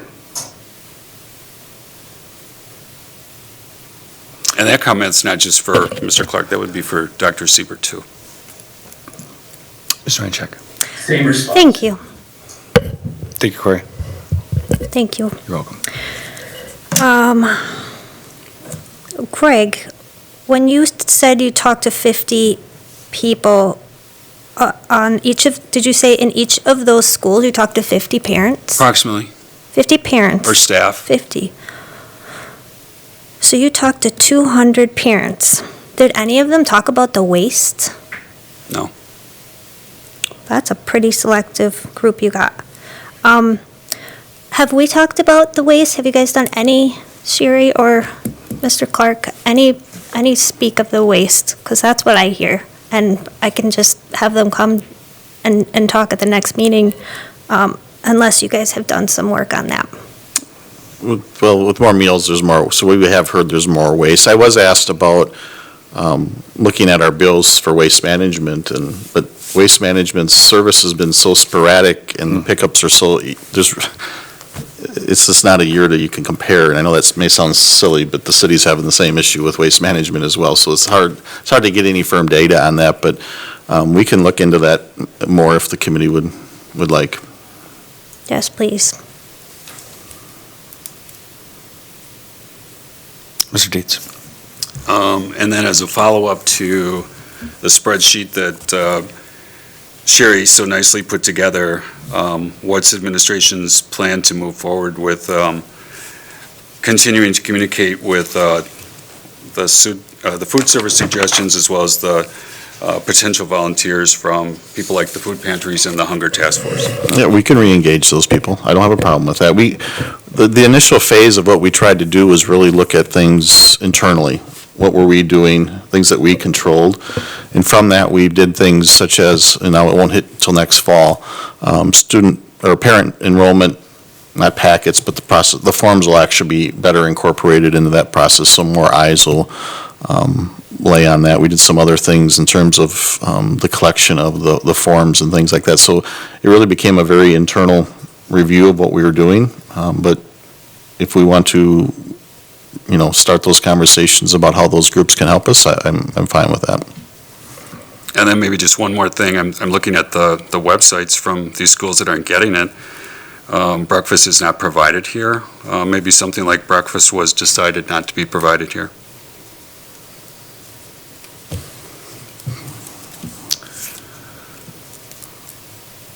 And that would be by administration. So, have we ever had requests from these schools to have breakfast added? Because that would have came to the board. I'm just wondering, I understand, that, I know the schools that don't have them, familiar with them all. And before, when we were in the National School Lunch Program, did we have any of the schools, the principal?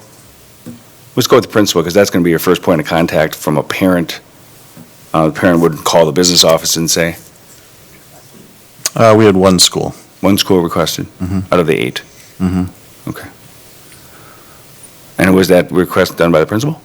Or, okay, that's what I thought. So the other 7, no correspondence between administration right.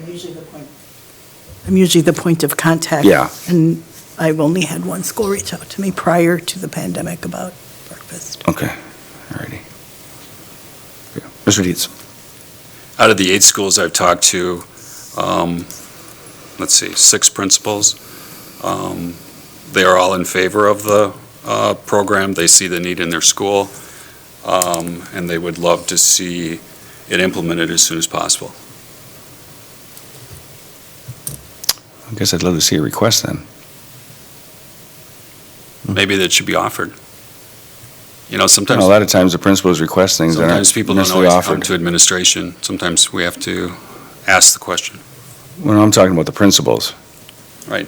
Where the requests would come, the principals don't come to administration, is that your contention with these? I'm just saying, maybe it didn't happen this time. The 7 principals that you're talking, or the I would 7 love- schools that I would didn't, are you love- just, I no, would let me finish my statement, thank you. So is your contention that the 7 administrators at these schools would not request the breakfast in their school?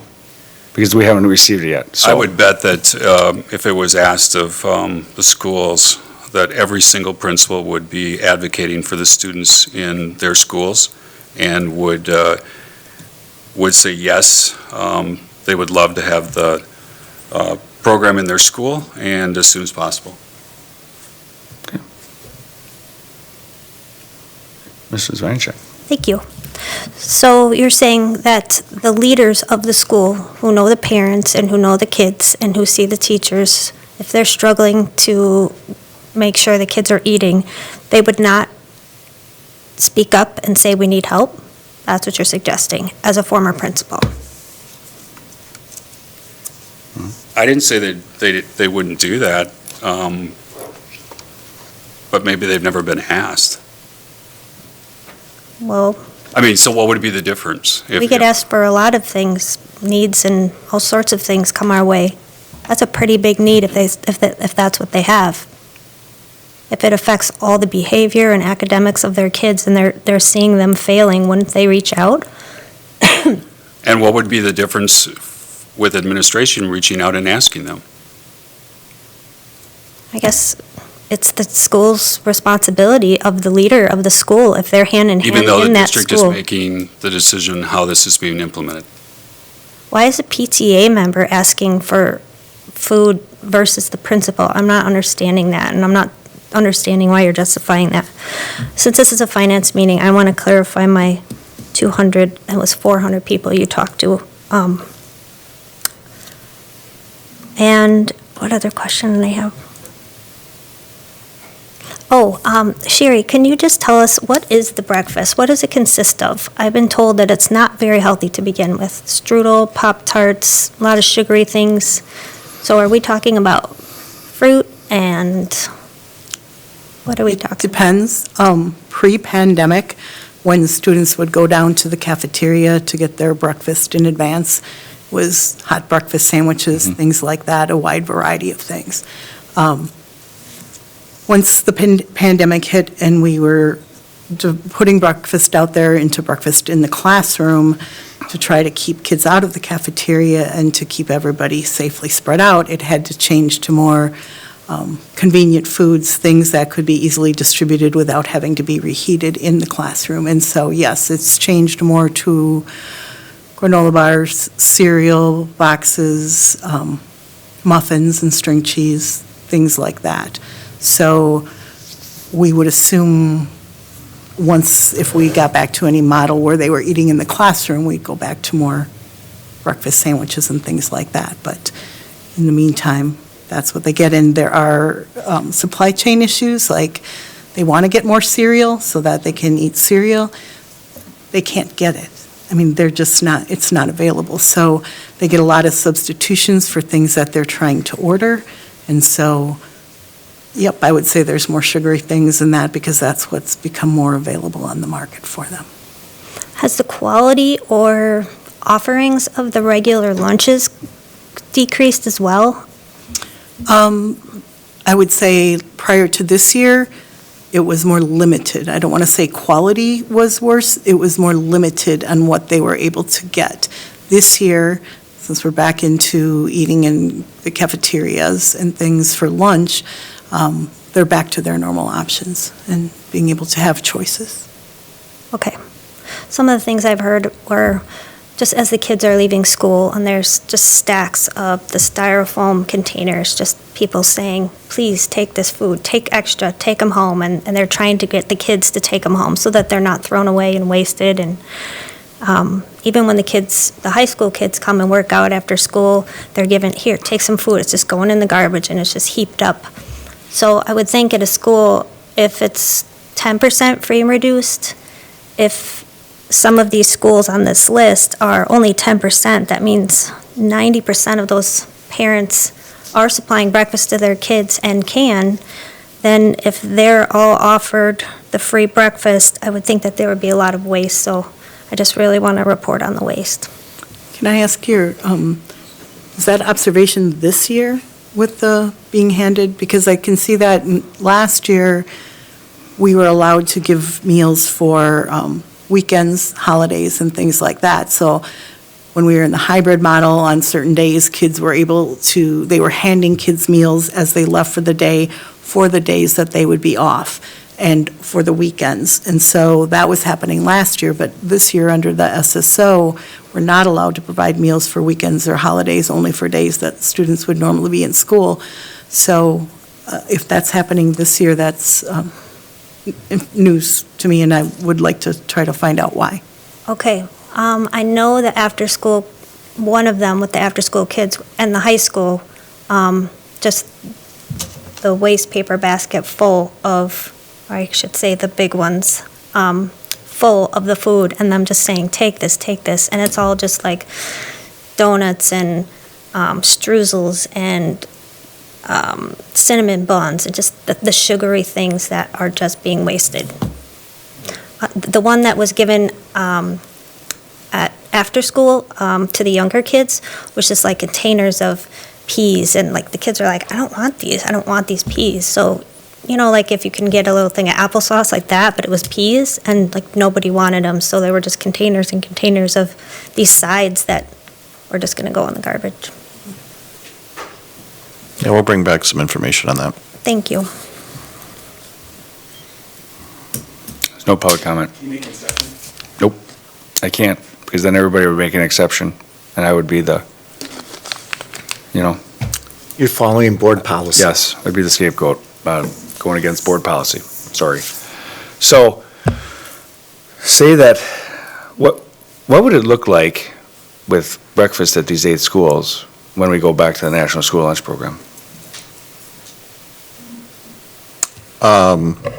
In terms of the service or Yeah, in terms of the financially? service, I mean, you know, I want to, one of the things I do want to see, Darren, is free and reduced at each school. Or the breakdown? Yeah, Sure. one- Yeah, we can provide that. percentages, for sure.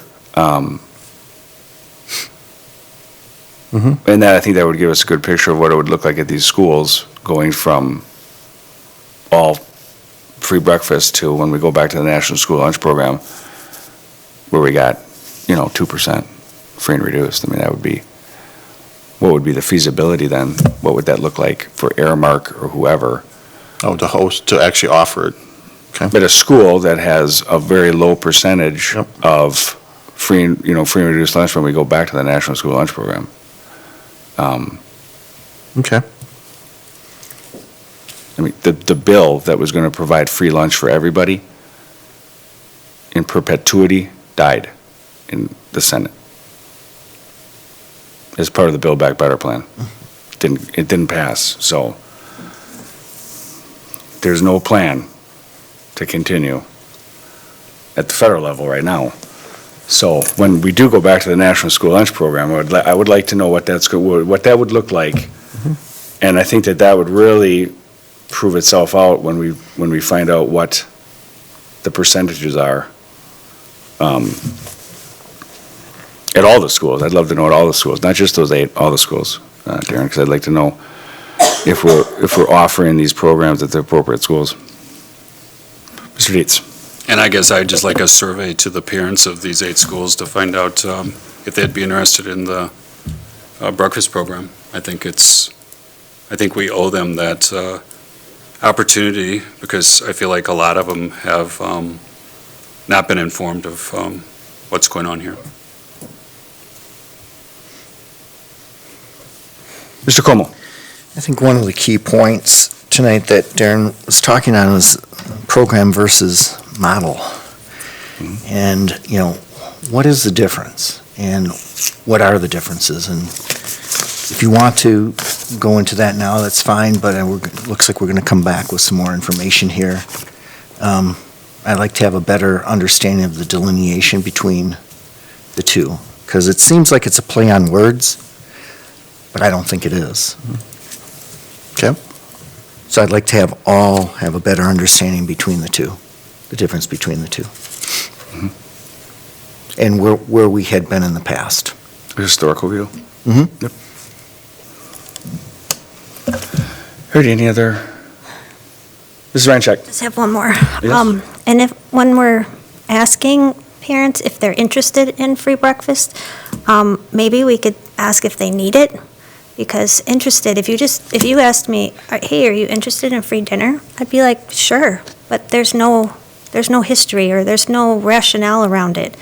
And Greg, when you talk about it as free, it's not free. It's not. And because of free, we've just lost $325,000. That makes no sense. Explain that sentence again. Because we haven't been taking advantage of this, we've lost $325,000. Okay, so you didn't use the word free, because it's not free. That's my point. Thank you. Ready, any other? Even though you're saying that it doesn't belong in some schools, is that what you're saying? I don't believe that everyone should get something for free when we can provide for it ourselves. I believe that if we can provide for it ourselves, that we should. That is my take on it. And that is why we have enough offering left over so that we can help those who need it. If we give it away to everybody, then we won't have it for the people who need it. That has been my whole argument all along. Twist and turn my words if you want, people will. But we will not have enough for the people who actually need it, for the kids who actually won't eat, if we just give it to everyone all the time. We will become dependent. That is my point, and it's not free. Where does the food come from? Where does the money come from? It's not. It's not free. And if that's our responsibility then to provide that, I think we're doing a horrible job at doing that. If we can identify the ones who really do need it and just give it to them, that's the goal. That's the goal, Greg. Not to give it to everyone and offer it to everyone who are interested in it. And that would be your goal, but the board vote was 5-4 to approve the seamless summer option. And that's how it stood. We've had a lot of other votes, 5-4, that we haven't had controversy over. As far as extending it to a committee meeting or anywhere else. I think that's because it tugs on the heartstrings of helping hungry kids. And everyone wants to help hungry kids. All of us do. But some of them aren't hungry because people like me can provide for my kids. And people like me want to help kids who aren't eating or who aren't eating nutritious meals or can't afford to eat. But that whole grace or that whole wanting to help gets muddled when we're forced to. And then all of a sudden, there's no helping people anymore. All of us are needing to be helped because we become dependent on it. So all I'm asking is that we identify the people who truly need it and don't give it to everybody that don't need it. That's it. I think that's fair. It tugs on the heartstrings when you say there's going to be hungry kids. None of us are saying we want hungry kids. In the National School Lunch Program, we're providing food to kids who need it when they apply for the free and reduced lunch program. That's why we're saying fill out the forms. If you need help, tell us. We're here. We will help you. And just remember, those kids that are hungry, who aren't given good food at home or aren't given food at all, will never be offered a cheese sandwich. Mr. McCaffrey? Yes, Mr. Montiel. Thank you. I agree with everything Karen just said. I could not have said it better myself. That's all. Thank you. I couldn't disagree more, but I'll be interested to see what the survey results show. All right, any other discussion on the food service program? Excellent, thank you. Moving on to our audit report. If you want, sure. Here we go. Okay. It's always exciting. Well, you can sit. I mean, if Sit you right in a want to chair. stand. That's perfectly fine. Yes. Been sitting for a while, so standing feels actually kind of good. So I'd like to introduce, this is Wendy Unger. She is a partner with Baker Tilly and our lead audit, who manages our audit program. And she's here to report on the 2021 audit. I'll take it away, Wendy. Thank you. Well, thank you for having me here this evening. I believe last year my presentation was virtual, so it's great to be in the room with all of you and to see all your faces. As part of the audit process, we have issued really 3 documents. One is your audited financial statements. One is the reporting and insights document, both of those which you should have in hand. Another document that was just issued today is the federal and state compliance audit, and although you don't have that document in front of you, I do have a couple notes that I'll share with you, the results of that. You should have also been provided a couple page or a 3, 4, 5 page handout, which is the document that I will go through this evening. Go through some very high level summary financial information. Please feel free to ask questions as I go through. I'll do my best, and the presentation's actually up on the screen. I'll do my best to answer any questions that you may have. The agenda for tonight, again, some audit results, going through some summary financial information. I also have a few additional bullet points included in the presentation of a couple additional items I'll go over, and then as I noted, feel free to ask any questions you may have. So the objective of the audit was to render an opinion on the financial statements for the district. We've done that. We've issued a clean, unmodified opinion. That's the highest level of assurance that you can obtain from us as your auditors. That clean, unmodified opinion means that the information contained within the audited statements is believed to be materially accurate. All the disclosures that are required under the auditing standards have been included in the footnotes, that we follow generally accepted accounting principles, all which we are required to adhere to. I will note that included in the opinion for this year, you will note an emphasis of matters paragraph. We talked earlier about the elimination of the remaining student activity funds. That's your Fund 60. Those were closed due to the implementation of GASB 84 during FY21, and therefore we do need to note that as part of the audit opinion. Again, not something that's unusual or unexpected. Moving to the next page of the presentation, this is some very high-level summary financial information. This highlights the general fund of the district. This is your day-to-day operating fund. What I presented is a budget to actual comparison. Just going to note a couple items here. You budget roughly $150 million of revenue and expenditures within your general fund. For FY21, you budgeted to use roughly $2 million of fund balance to assist in balancing that budget.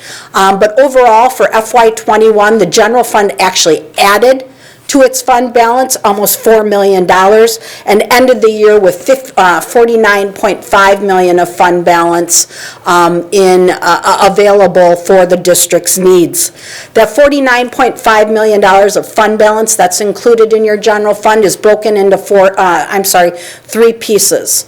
There's a portion of that that's referred to as non-spendable, $532,000. That is monies that have been used to pay for prepaid type items. So for example, like insurance type items, something you pay for in one fiscal year, but it's an expenditure of the next.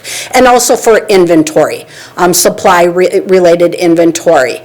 The cash is gone, so those are items monies you don't have available for spending, so they're set aside. The restricted portion, $5.3 million, this is the district's reserve that they have set aside for self-insurance. You have your health and dental self-insurance fund, so these are monies that are earmarked for that purpose if needed. And then the unassigned portion, $43.6 million, that's your working capital, your contingency. The district does have a policy looking to have set aside somewhere between 10 and 15% of your operating expenditures. That's roughly right around that 25% figure as of the end of the year, so you're in compliance with your policy, you're over your minimum value, and again, that allows you some flexibility if any type of contingencies are needed or working capital to fund any type of expenditures until other financing sources can be obtained. On the next page of the presentation, the remaining funds of the district, the first column is your special education fund. That fund, $28.5 million of revenue. As mentioned previously during citizens' comment, a portion of that does come in from the general fund, which is typical.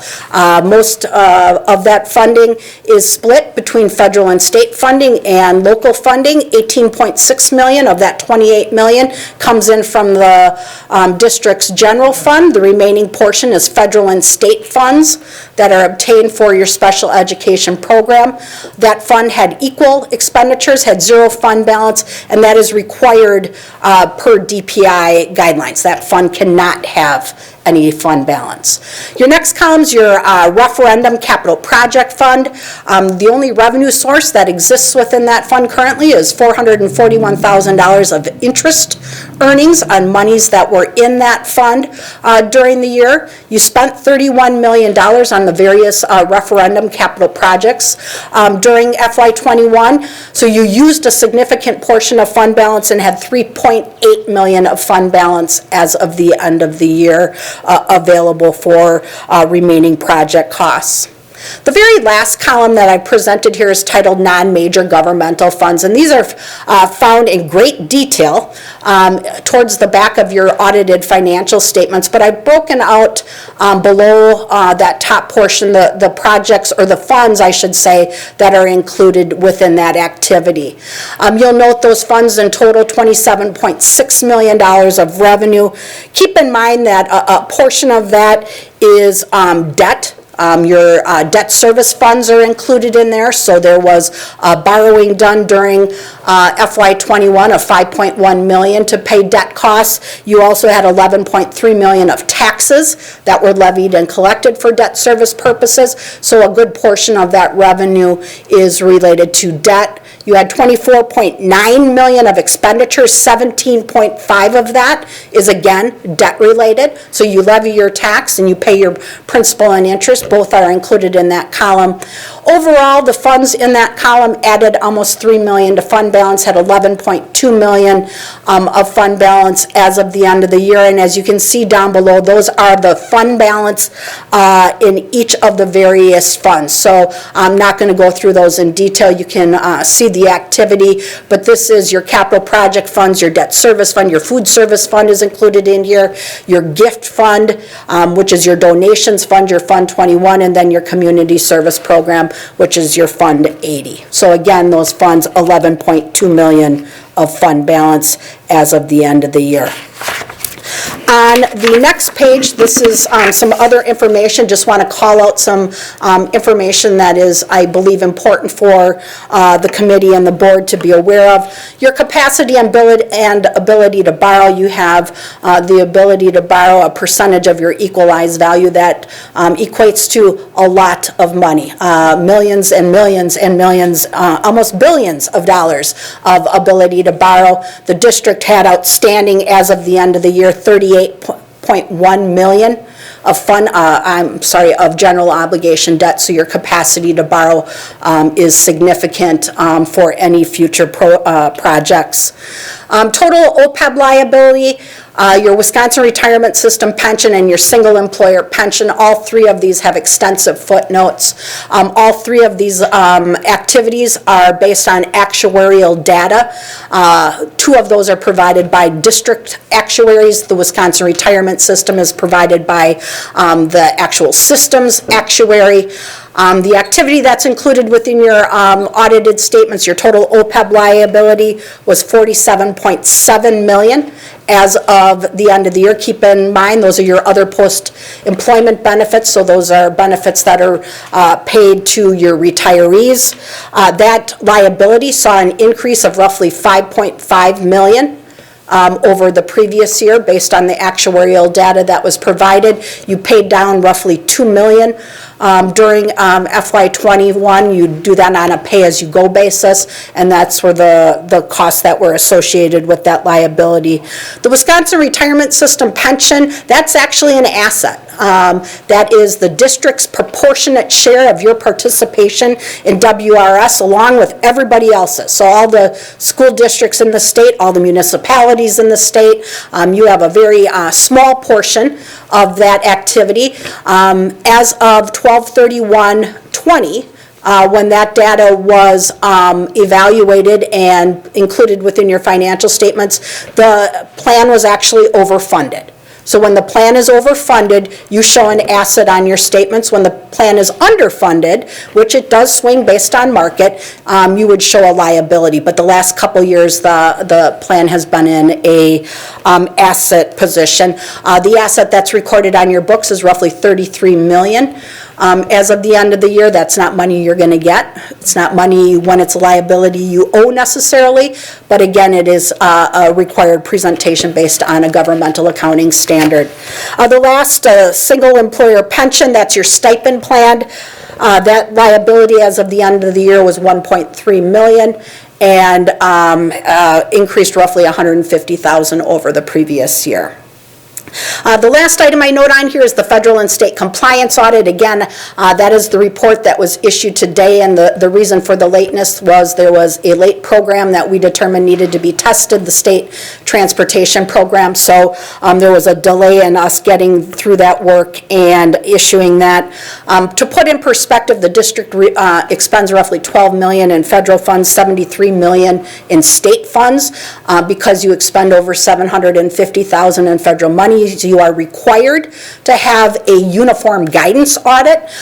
So random programs are selected based on size and risk on an annual basis. For FY21, we looked at the child nutrition cluster. We also looked at IDEA, Medicaid, and the Education Stabilization Funds. All four of those programs were audited as major. Very happy to say no compliance findings were noted. All of the compliance requirements that were required to be taken care of were. On the state side, because we live in Wisconsin, we are fortunate enough to also have a state single audit. So the $73 million of state funding that you receive, we looked at the special education program. We also looked at your bilingual, bicultural program, pupil transportation, and then general aids. Obviously, that's your largest source of funding. That is always required to be looked at. Of those four programs that we looked at, there was one minor finding related to the pupil transportation, and that was just having the reports that the document that goes to DPI, the report that goes to DPI and the supporting documentation had a discrepancy. And we just recorded a recommendation to make sure that those items are agreed. The finance area has already put policies and procedures into place to make sure that that doesn't happen on a go-forward basis. So again, just one small minor compliance finding related to that program. The last slide that I have presented in the packet of information is regarding the reporting and insights document. That's the other document we issue as part of the audit process. That's the one with the pretty pictures in it. That really accomplishes a couple different purposes. We use that to communicate comments and recommendations that may come up as part of the audit process. We are required to communicate significant deficiencies or material weaknesses in internal control. Very happy to say, as part of the audit process, we look at the district's various transaction cycles. And as you can imagine, your largest transaction cycles are paying your bills and paying your people. So as part of the audit process, we look at those in great detail. We test controls over those areas. We're very happy to say that, again, no findings were noted, no significant deficiencies, no control deficiencies were noted based on our expectations and the policies and controls that the district has in place. There is one item included in that document that is referred to as a material weakness. This is the same note we had last year, and that's because we as the auditors prepare your audited financial statements. We become part of your internal control process for a very brief time, but again, because we do that, that is a material weakness. That's the item I note here as an internal control environment. The other comment I should make in regards to that, we have no material journal entries that we do as part of the audit process. That's significant, that's very important, and that's a very positive situation. Can't stand up and say that for many of my other clients. So again, kudos to your team for getting your books and records accurate throughout the process and definitely at your end. The other portion of that report is some required communication to those charged with governance. That's our standard and customary communication. We talk about accounting principles. You'll note in there the GASB 84 implementation is noted as a change in policy. We talk about the estimates that are included in your statements. I've already highlighted the pension and OPEB liabilities and assets. Depreciation would be another significant estimate included within your financial statements based on an estimated useful life. We also would highlight any disagreements or problems we had doing the audit, and again, very happy to say we get great cooperation from Sherry and her team, so we thank her for that. But again, nothing else in there that I need to draw your attention to. The last portion of that report on the very last pages is the management representation letter. Those are representations that are made to us as part of the audit process. Again, very standard and customary, and nothing I need to draw your attention to there. On the very last page of the presentation, I have included my email address, my direct line. I'm happy to talk with any of the committee members or board members about the audit process, the audit documents, the presentation, anything that you feel is important to discuss. But again, I would be happy to answer any questions that you might have at this point.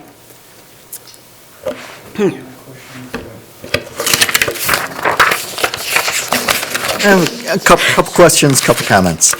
On page 11, where you point out the financial statement closing process, and we hire you guys to do that. I'm just wondering, why is that considered a weakness if we hire you guys and we don't do it internally? I don't, is it because of the relationship you have as the auditor to us? Yes, it's because, again, it does somewhat, it doesn't bear on our independence, but we do have to evaluate it as part of our independence, and because, again, it is management's responsibility to prepare materially accurate financial statements. Under the standards, that is the requirement. Because we do that for you as a convenience, we still become part of that process. Gotcha.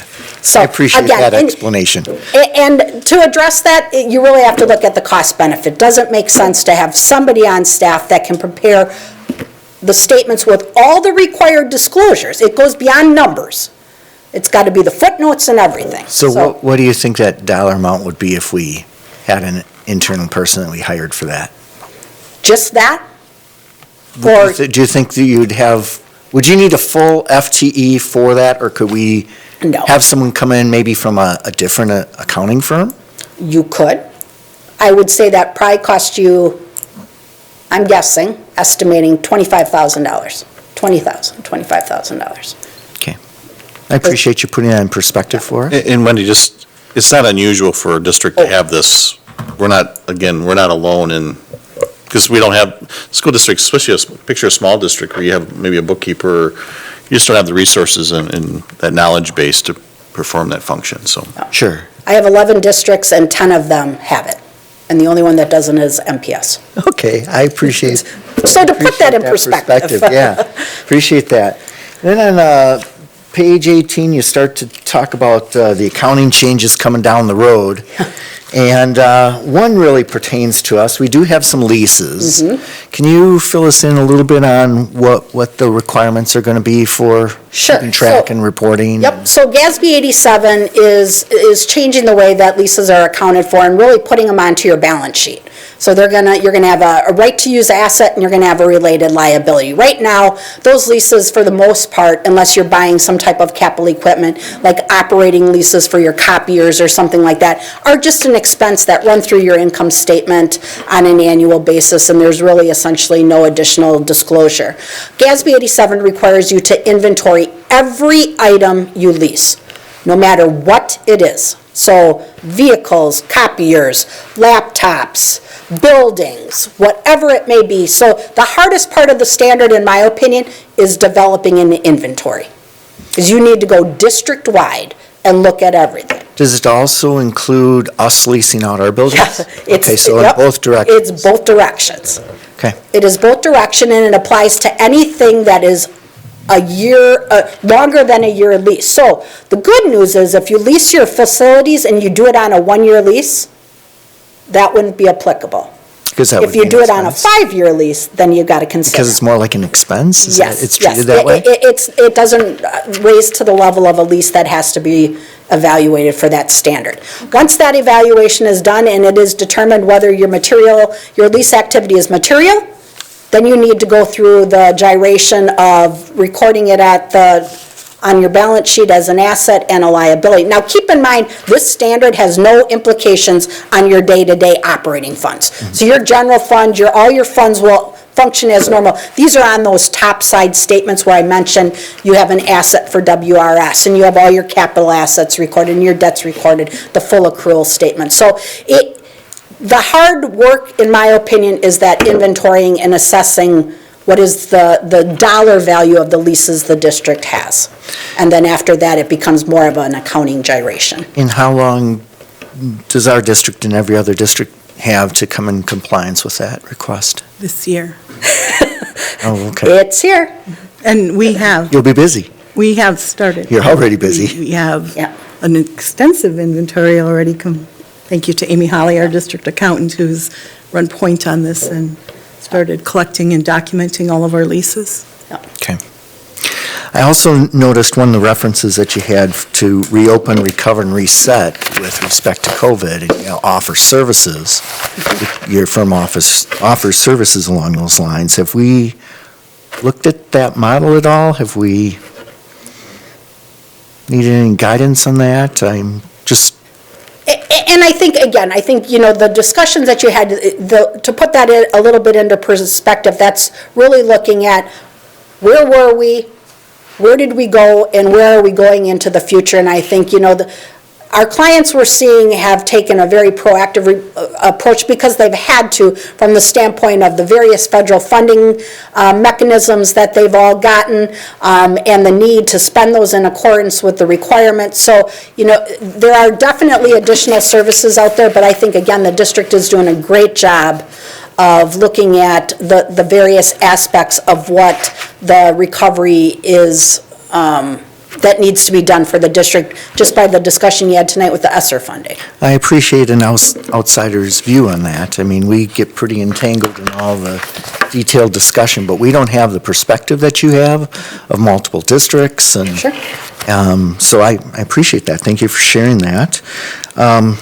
Just a quick point, I appreciated administration's response letter, point number 29, something that we had to deal with quite a long time ago, but I appreciate you guys pointing that out again. And then I do have one final question, and it was requested by Mrs. Voigt. There's a lot of technical lingo in here, and we always ask at the end of our discussion, or at least I always ask, what grade would you assign us if you could translate this out for us into educational speak? So that's a very hard question to answer, especially when you don't have a scale that we all follow, that everybody is the same. So I was a little bit prepared for this, because I believe you asked me this last year, and I thought, oh boy. I think that things to look at, first of all, nobody's perfect, so I can't give you an A. But again, I think the things I look at when I look at grading a school, what is your general fund balance? You've got enough to operate. You have a policy, which first of all is great. You operate in excess of the policy, which is great. You have funds available for cash flow, contingency, working capitals, anything that comes up that's not expected, you have the resources to deal with that immediately and not have to scramble to figure out how you're going to cover those. I also look at your debt capacity. You have significant debt capacity. So again, another positive.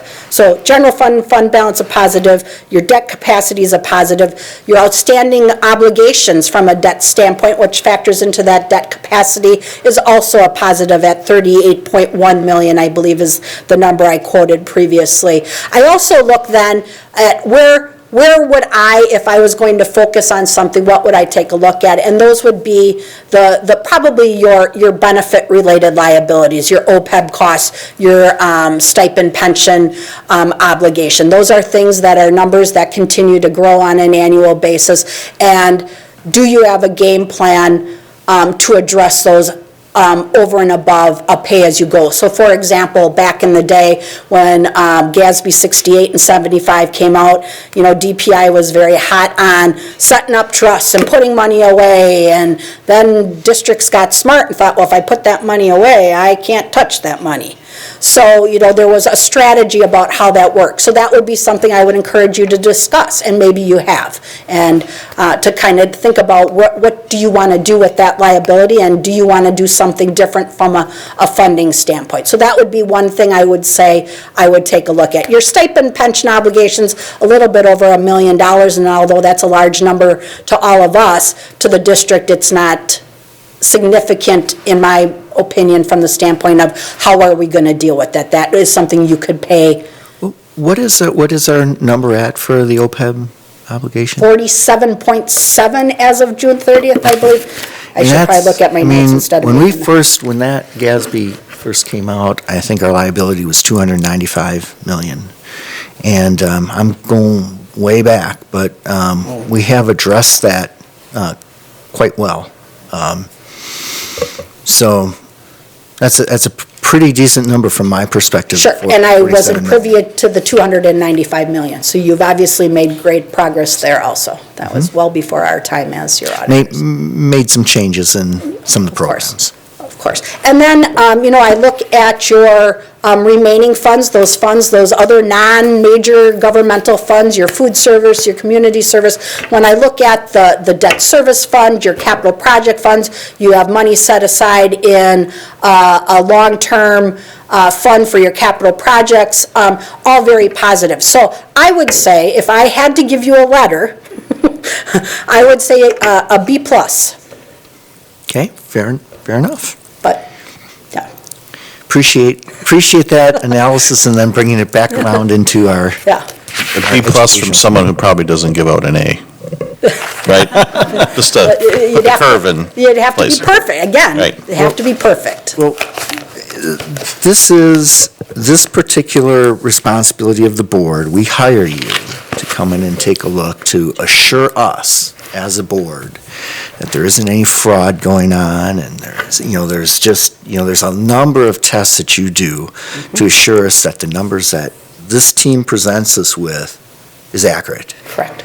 And I appreciate that service very much, whether it's your firm or another firm doing that, and we do change firms every once in a while, as you know, it happens with all districts, and really this is the ultimate grade for Darren and his team. So these guys are the ones we should, be taking our hats off to. And I know how seriously they take process, and I know when we've had issues, because even during the year sometimes we have issues, they're in attack mode to try and figure things out. And so I feel very fortunate that this district has a team that works very hard towards that.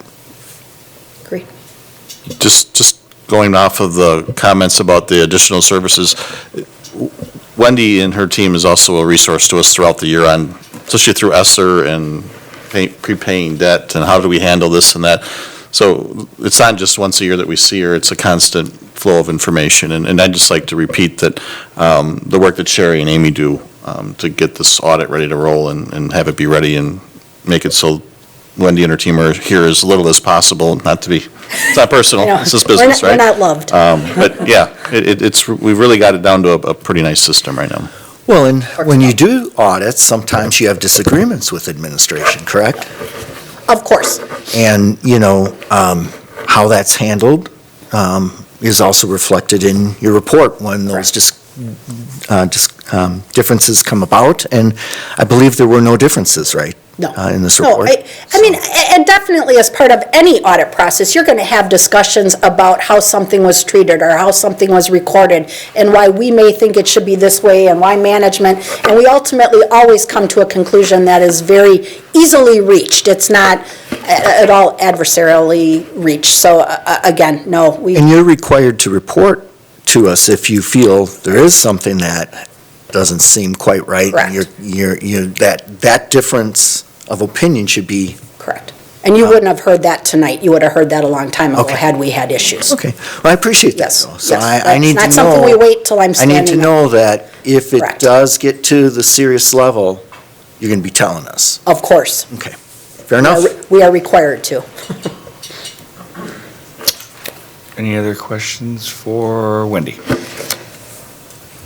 Can I Anything to add? just Okay. give a Yep. shout out to Amy Holly, our district accountant over Mm-hmm. here, because she really is, I like to refer to her as our air traffic controller. When the audit starts, it's fast and furious requests for information, and Amy does an absolutely amazing job of funneling who's getting what request, making sure it's getting taken care of, and getting all of the information to the auditors. So she really Excellent. deserves a Yes. round That's of an excellent applause for job. that one. Thank you. Yeah, she's amazing.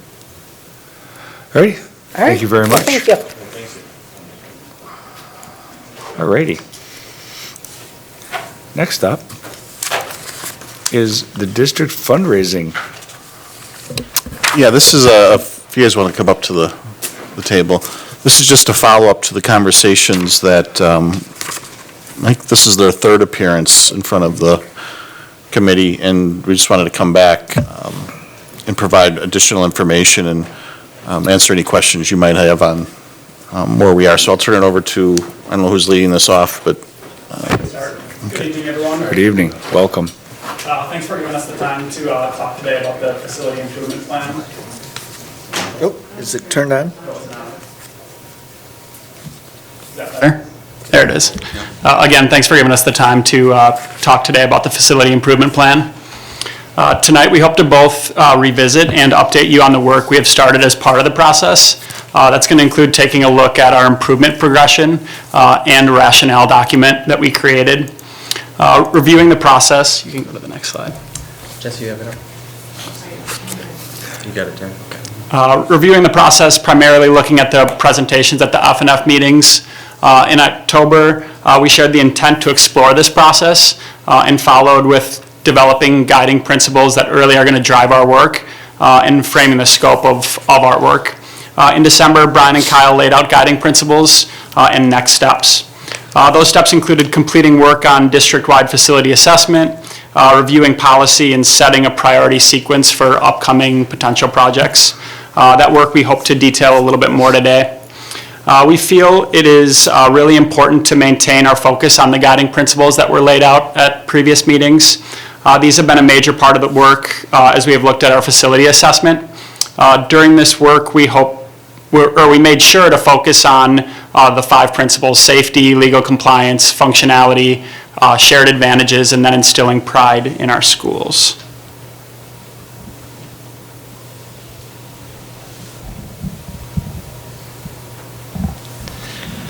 Thanks, Dan.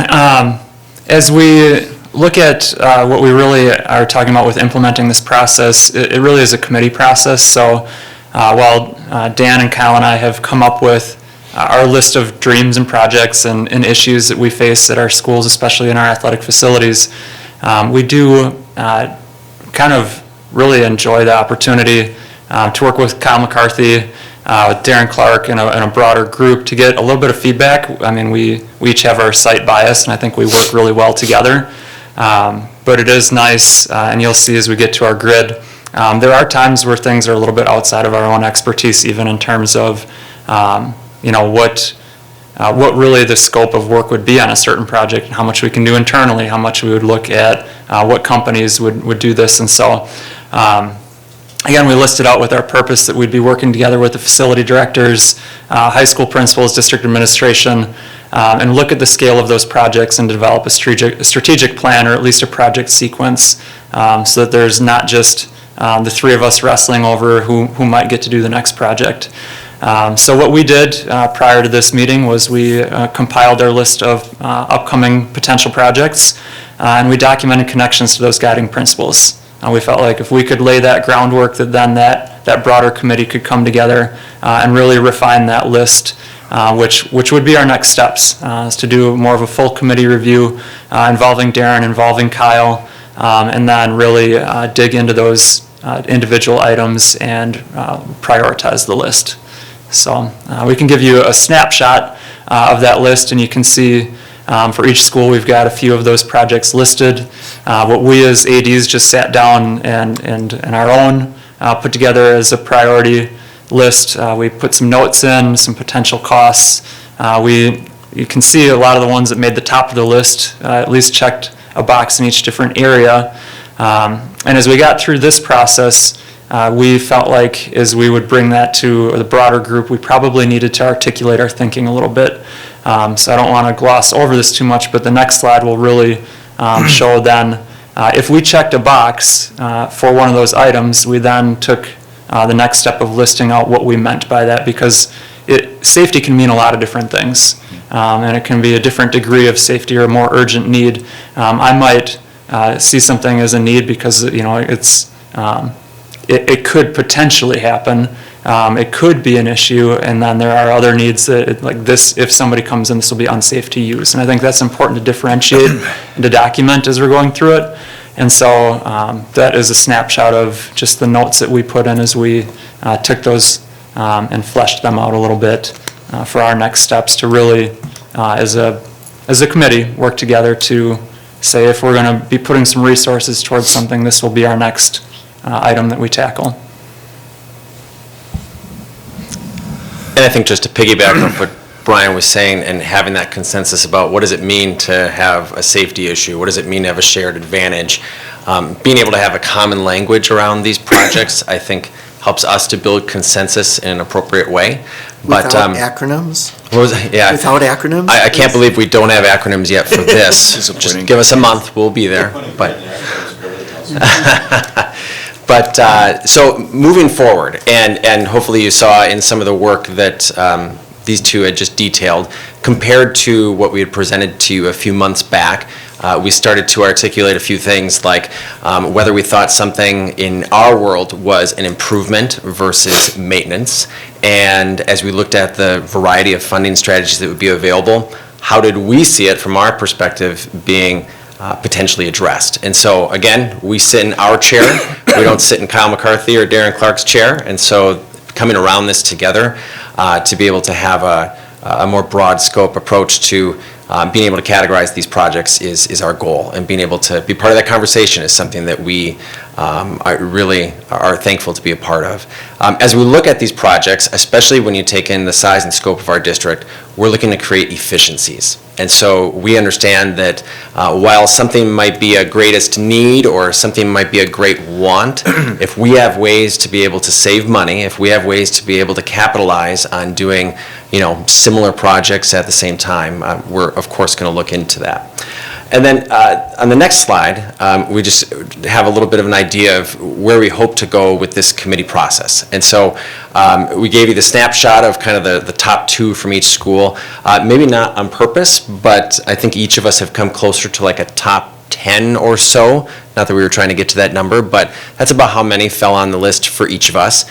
And so prior to this, we had gotten together and started to say, okay, if we were in charge of this whole thing, how would we rank this? And some of the things that we looked at were the understanding that if, Waukesha North steps up and they have the first 4 projects completed, well, that might not go over very well on the south side or on the west side. And so we're looking at some cycles of improvement that could take place. And ultimately, one of the drivers of those cycles is figuring out where did these projects fit within the scope of our 5-year capital improvement plan. And from Darren and Kyle's perspective, where are some of our requests or our ideas realistic and reasonable, and where do they fall outside of that scope? And so, like we talked about the last time we connected, there's the many different tools available to kind of build this full pie of fundraising, and it's our goal, it's our intent, like it says, that our first mission is to try and take care of things from a site-based perspective. But anything that's landing on this list is on the list because we have exhausted some of those potential resources. Or maybe we can do a part of the puzzle, but not the entirety.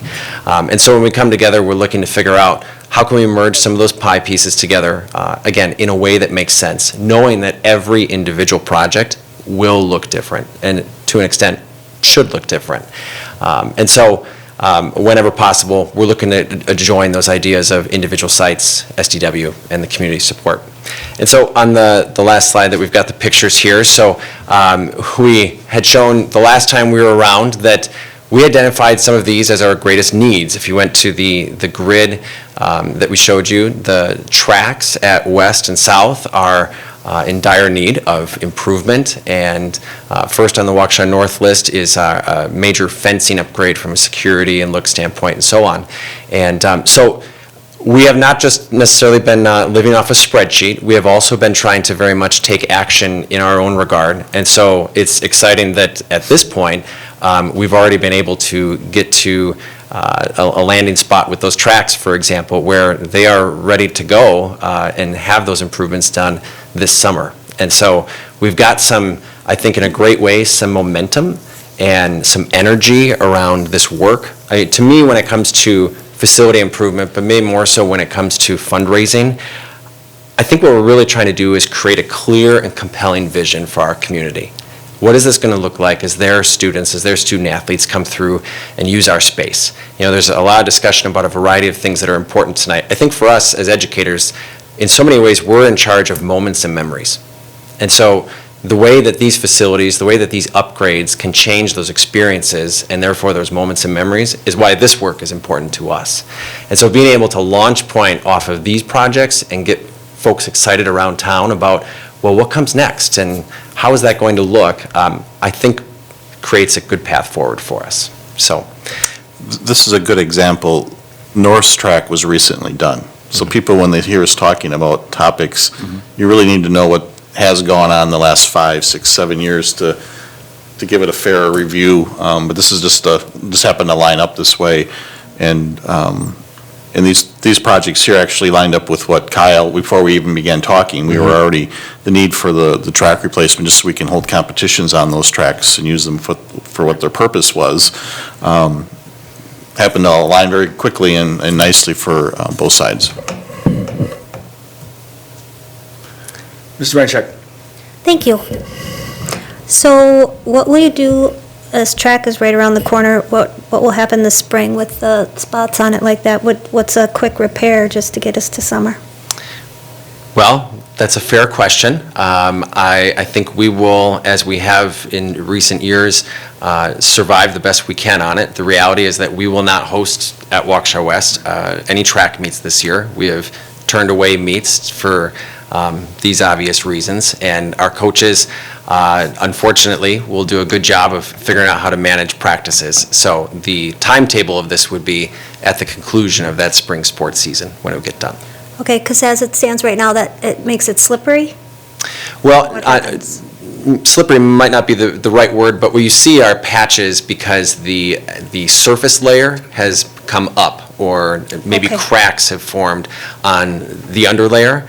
And so if you picked any lane on the track and wanted to travel a full lap around on that track right now, you would eventually come to somewhere that would create a spot where you'd have to avoid. So it's potentially unsafe. It's potentially something that we wouldn't want anybody around from a competitive standpoint. But also, as you have a track wear over time, that surface layer thins. And so when you look at the repeated amount of workouts and whatnot that our student athletes are doing, that wears on their body differently than a brand new track.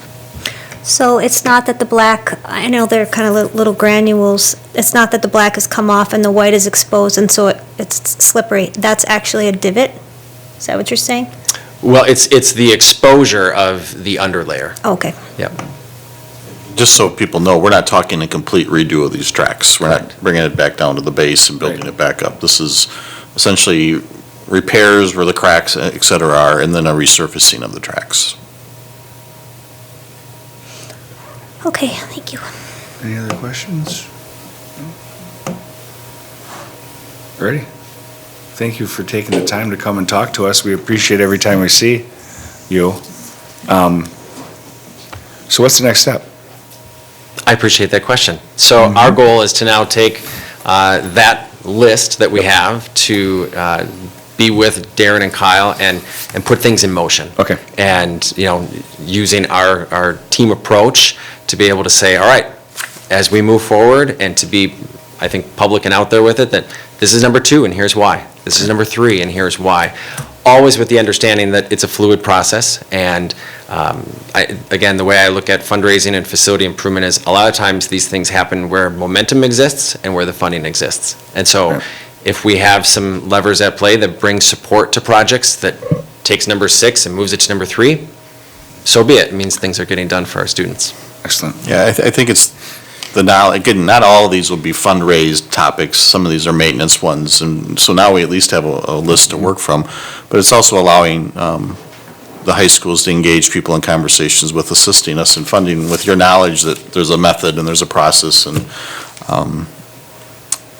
so when we come back, it's well, when did you start fundraising? And, just general questions that I would understand a board asking. So just so you know, we're out there and trying to address these needs.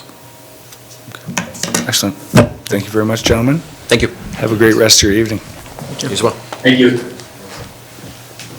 There's an audit by the door, if you want to grab one.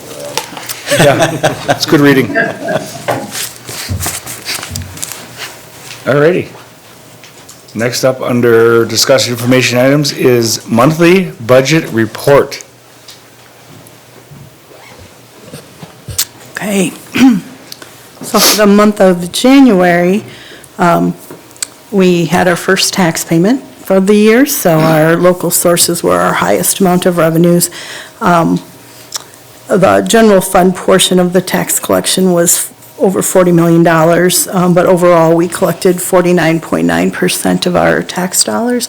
The money first gets put into any debt service account that needs to happen because we have that debt payment coming up in April. So the first chunk of tax money goes for the debt service, and then we put anything above and beyond that into our general fund. And the 49.9% is pretty close to last year. In January, we received 50.7% overall of our taxes, so good news there. We had a little bit of e-Achieve tuition payments we received in January. No intermediate sources. Our only state source in January was for our transportation aid payment of $104,000. Federal payments were all grant payments for claims made in January totaling $736,792, mainly our title grants. A little bit of Esser, but not a lot yet. Other revenues, really nothing major, but we're at receiving overall 44.19% of our budgeted revenues compared to 41.5% this time last year. So our revenue stream is good and coming in as we expect it to. Probably more of the topic of next month, but we have now received our FEMA payment. So we've always been talking about our money from FEMA and unemployment refund, and we received almost $600,000 for FEMA, which is pretty amazing because it sounds like not a lot of districts received FEMA funds. And in fact, when I contacted DPI on what is the appropriate coding of this money, they didn't even know that districts could get FEMA money. So we're working through that with them on how do we appropriately code this so it doesn't affect our aid for next year and things like that. And then our workers' comp, we've gotten $935,000 in credits, which unemployment, I'm sorry, thank you, Darren. Unemployment refund, we've gotten $935,000 in credits, which is the amount we expected, and we have recently asked them to convert that to cash because credits would take many, many years. All of us would be gone off. 25 years, I think we calculated. Yeah. So they are in the process of getting a check our way for that. So both of those are things that we'll need to be coming back at a future meeting and saying, okay, we're going to have a budget revision because that's $1.5 million that was not budgeted this year because we did not know when we would be getting it for sure. I envision us talking about that in terms of assets to help us stabilize the budget, maybe knock off some critical projects we might identify, but just kind of add it to the other resources we have available to us, kind of like Esser, to get us through the next few fiscal years. So more on that next month. Expenditures, as always, salaries and benefits are our big expenditures. Every month at the end of the payroll runs, we run salary projections to make sure that where we're spending is coming into where we've budgeted, and we are on target. Our budget is sufficient to cover our salary and benefit needs for the rest of the year. We spent 45.84% of our salary budget and 46.54% of our benefits budget. Compares well to our percentages every year. Purchase services, our top three areas of spending were personal services, utilities, and tuition. Tuition was our normal payments to the Montessori program, and then also our 4K partners and WCTC, our dual enrollment program. Personal services, it was a lot of more smaller things. There was nothing really huge that jumped out. Smaller things, legal fees, referees, officials, that type of thing, training, but no major expenditures under that category. Non-capitals, we only spent $268,000 in non-capitals in January, the largest being equipment, and about half of that is the Achieve PCs. So they're kind of on a cycle with Milwaukee PC, and that's what that was for. Let's see. Capital objects, very minimal spending in January, nothing really big to report on. Insurance, there's expenses for insurance, but that was all related to the South Pool damage, and so that's being covered by a claim. Transfers, no transfers this month. Minimal spending in the miscellaneous other category. Overall, we're at 41.3% of our approved budget, and last year at this time, we're at 39.83, which is an acceptable fluctuation. Just depends when things come and go as far as the cycles. Fund 27, revenue, we received one of our categorical aid payments for $1.1 million, main source of our revenue for special education, but we did have some flow-through in preschool grant payments and Medicaid reimbursement, and it's supposed to say 14.86%. But we've received 14.86% of our special education revenue compared to 15.49 last year. Expenditures, again, salary and benefits, same story as with Fund 10. Everything's looking good there. Purchase services mainly is the tuition that we spend for private schools for special education needs. Non-capital supplies are really the only thing we have here. No capital purchases, no insurance costs, and there was a $3,000 transfer, and that was for indirect cost transfer. So on some of our grants, we're allowed to recover some of the administrative money, and it's a percentage that we get to use, and that money then, in a special education perspective, needs to be transferred to the general fund. So that's what that was. Overall, we spent 43.63% of our special education budget compared to 42.37 this time last year. So right in line with where we expect to be. Fund 43, very minimal amount of money left, and Little Bird, Mary Kay told me that you spent it all today.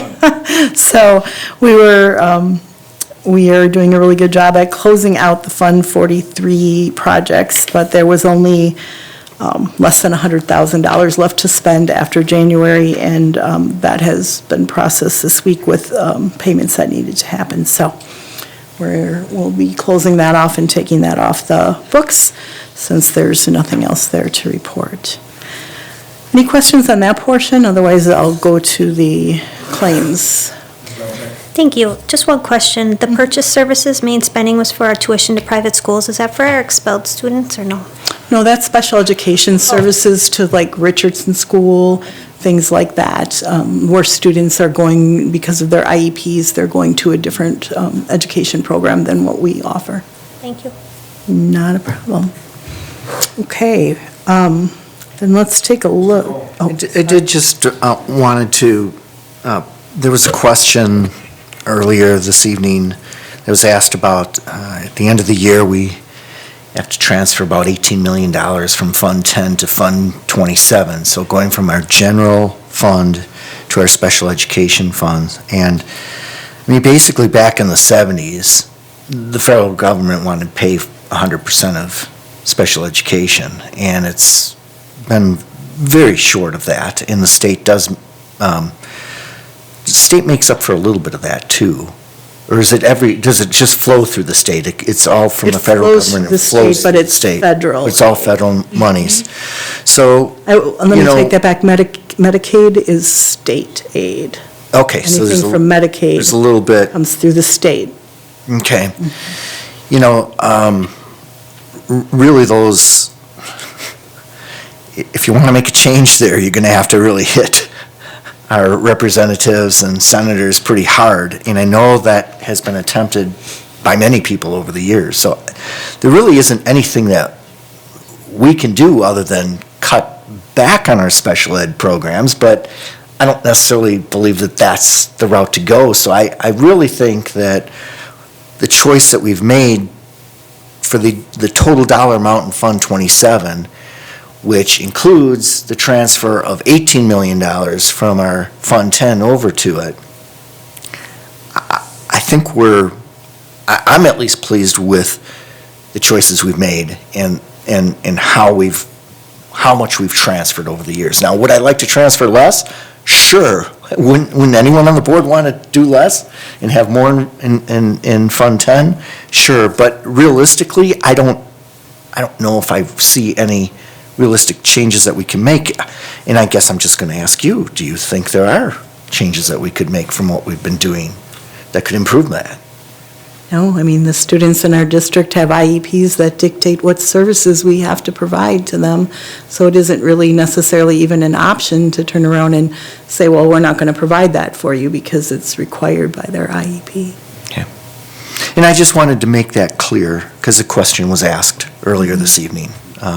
As to why we really do that, so. I mean, when you look at our reports, you don't see a lot of money spent on even supplies and things like that and capital objects in special education. We keep it to what are the essentials that need to be spent through special education. Primarily people.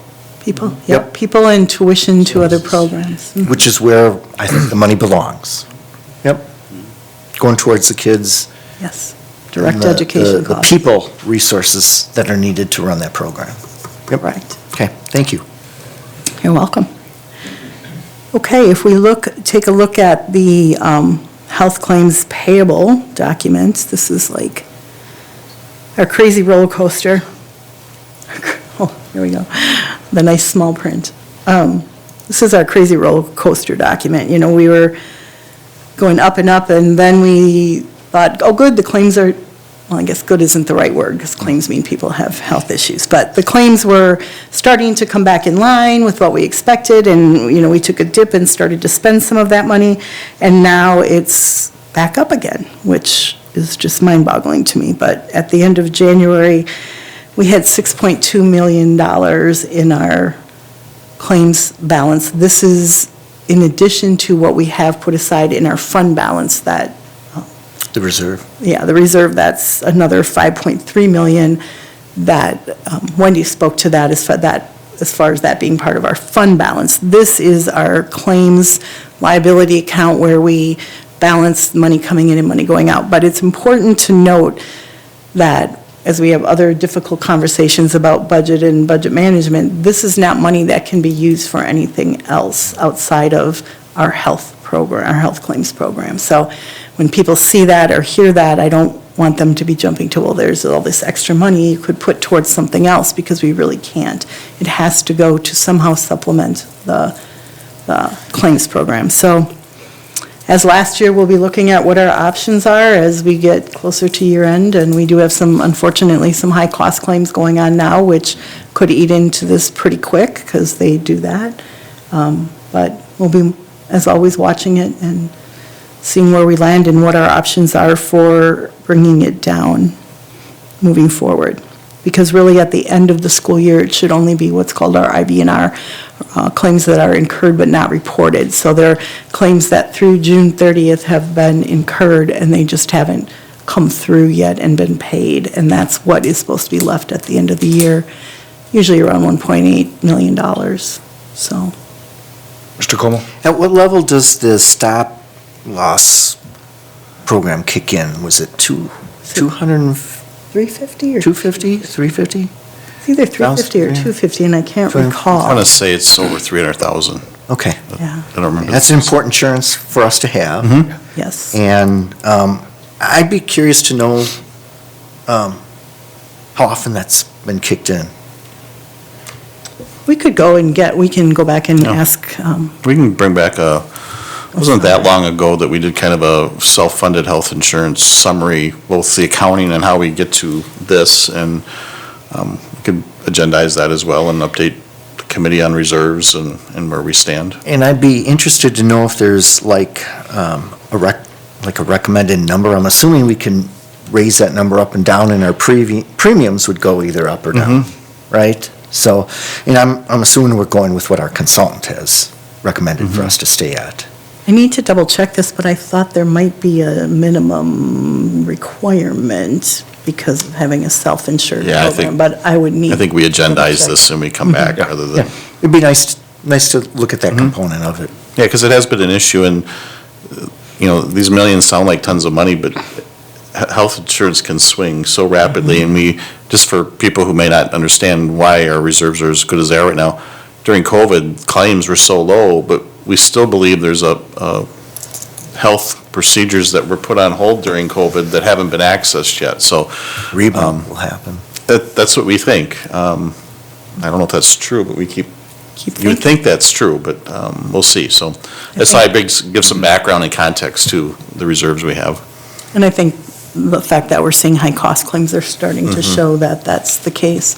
Every year, we have to do an actuarial study. We pay an actuarial firm to do what's called a health plan, a self-funded health plan attestation to show the health of our health plan, and the strength of it. And our stop-loss insurance is a big component of that when they view the health of our program and how sustainable it is, so. Any other questions on the health? Dental's is the same. We're holding where we're at, and very healthy reserve for our dental program, but not quite as excessive as the health. There's a defined benefit anyway, so the Right. swings are not. Exactly. Right. Everyone's got a set amount, what they can, there's a max that we have liable every year. Yeah, that's why the switch to self-funded dental was Right. pretty simple one. Yeah. Yeah, you knew exactly where you'd end up. One other thing I'll mention on health insurance, and I was going to put in the Friday update, if you recall, this year we implemented a high-cost pharmaceutical, different approach to that. And through 4 months of that plan being in place, we've saved $500,000 of pharmaceutical costs. And I'll throw that in the update as well, but I thought since we're touching on it, we should make that known as well. There's also, we don't need to really look at it, but there is a tax levy document included that shows the breakdown of what municipalities paid what in January, so. But I don't think it's anything we need to go through tonight. So unless there's any questions, that concludes my report. Any other questions? No? All right, thank you, Sherry. Excellent, as usual. All righty, that concludes our discussion information items. Next up is other business. Recommendations for future committee meetings. Are there any recommendations? Anything? No? Just the ones we made. Yeah, just the ones that we already made, Yeah. right? No, definitely. I got Okay. those. All righty. Adjourn to executive session, do we need to do that? Okay. Are we looking for a motion to adjourn to executive session? It's for the one listed, Darren? Yes. Anyone want to make it? Anyone? Mrs. Ranichek? Were you nodding that you wanted to? Go ahead. No, I just lost Board Docs connection, so I can't. You just didn't want to read the motion, Joe. Oh, it's gone. You called my bluff. Okay. I can do it, but I'll have to abstain from the vote since I have a conflict. Sure, just let me. You want to let him do it? Okay, go ahead, Corey. Okay, We haven't thank you. I'll move to adjourn to executive session pursuant to WSStat Section 19.85 Sub 1 Sub E for deliberating or negotiating the purchasing of public properties, investing of public funds, or conducting other specified public business, whether competitive or bargaining reasons require closed session, specifically Oakdale Tax Keys, WAKC 1360198, WAKC 137700202, and WAKC 1377003. Actually, I will second. Roll call? Aye. Aye. Aye? Aye. Aye. You let Greg vote twice? I'll abstain. Thank you. Yeah, I know. We are closed. May I be excused then, Mr. Hackett? Yes, sir. Thank you all. Have a good night. We'll see ya.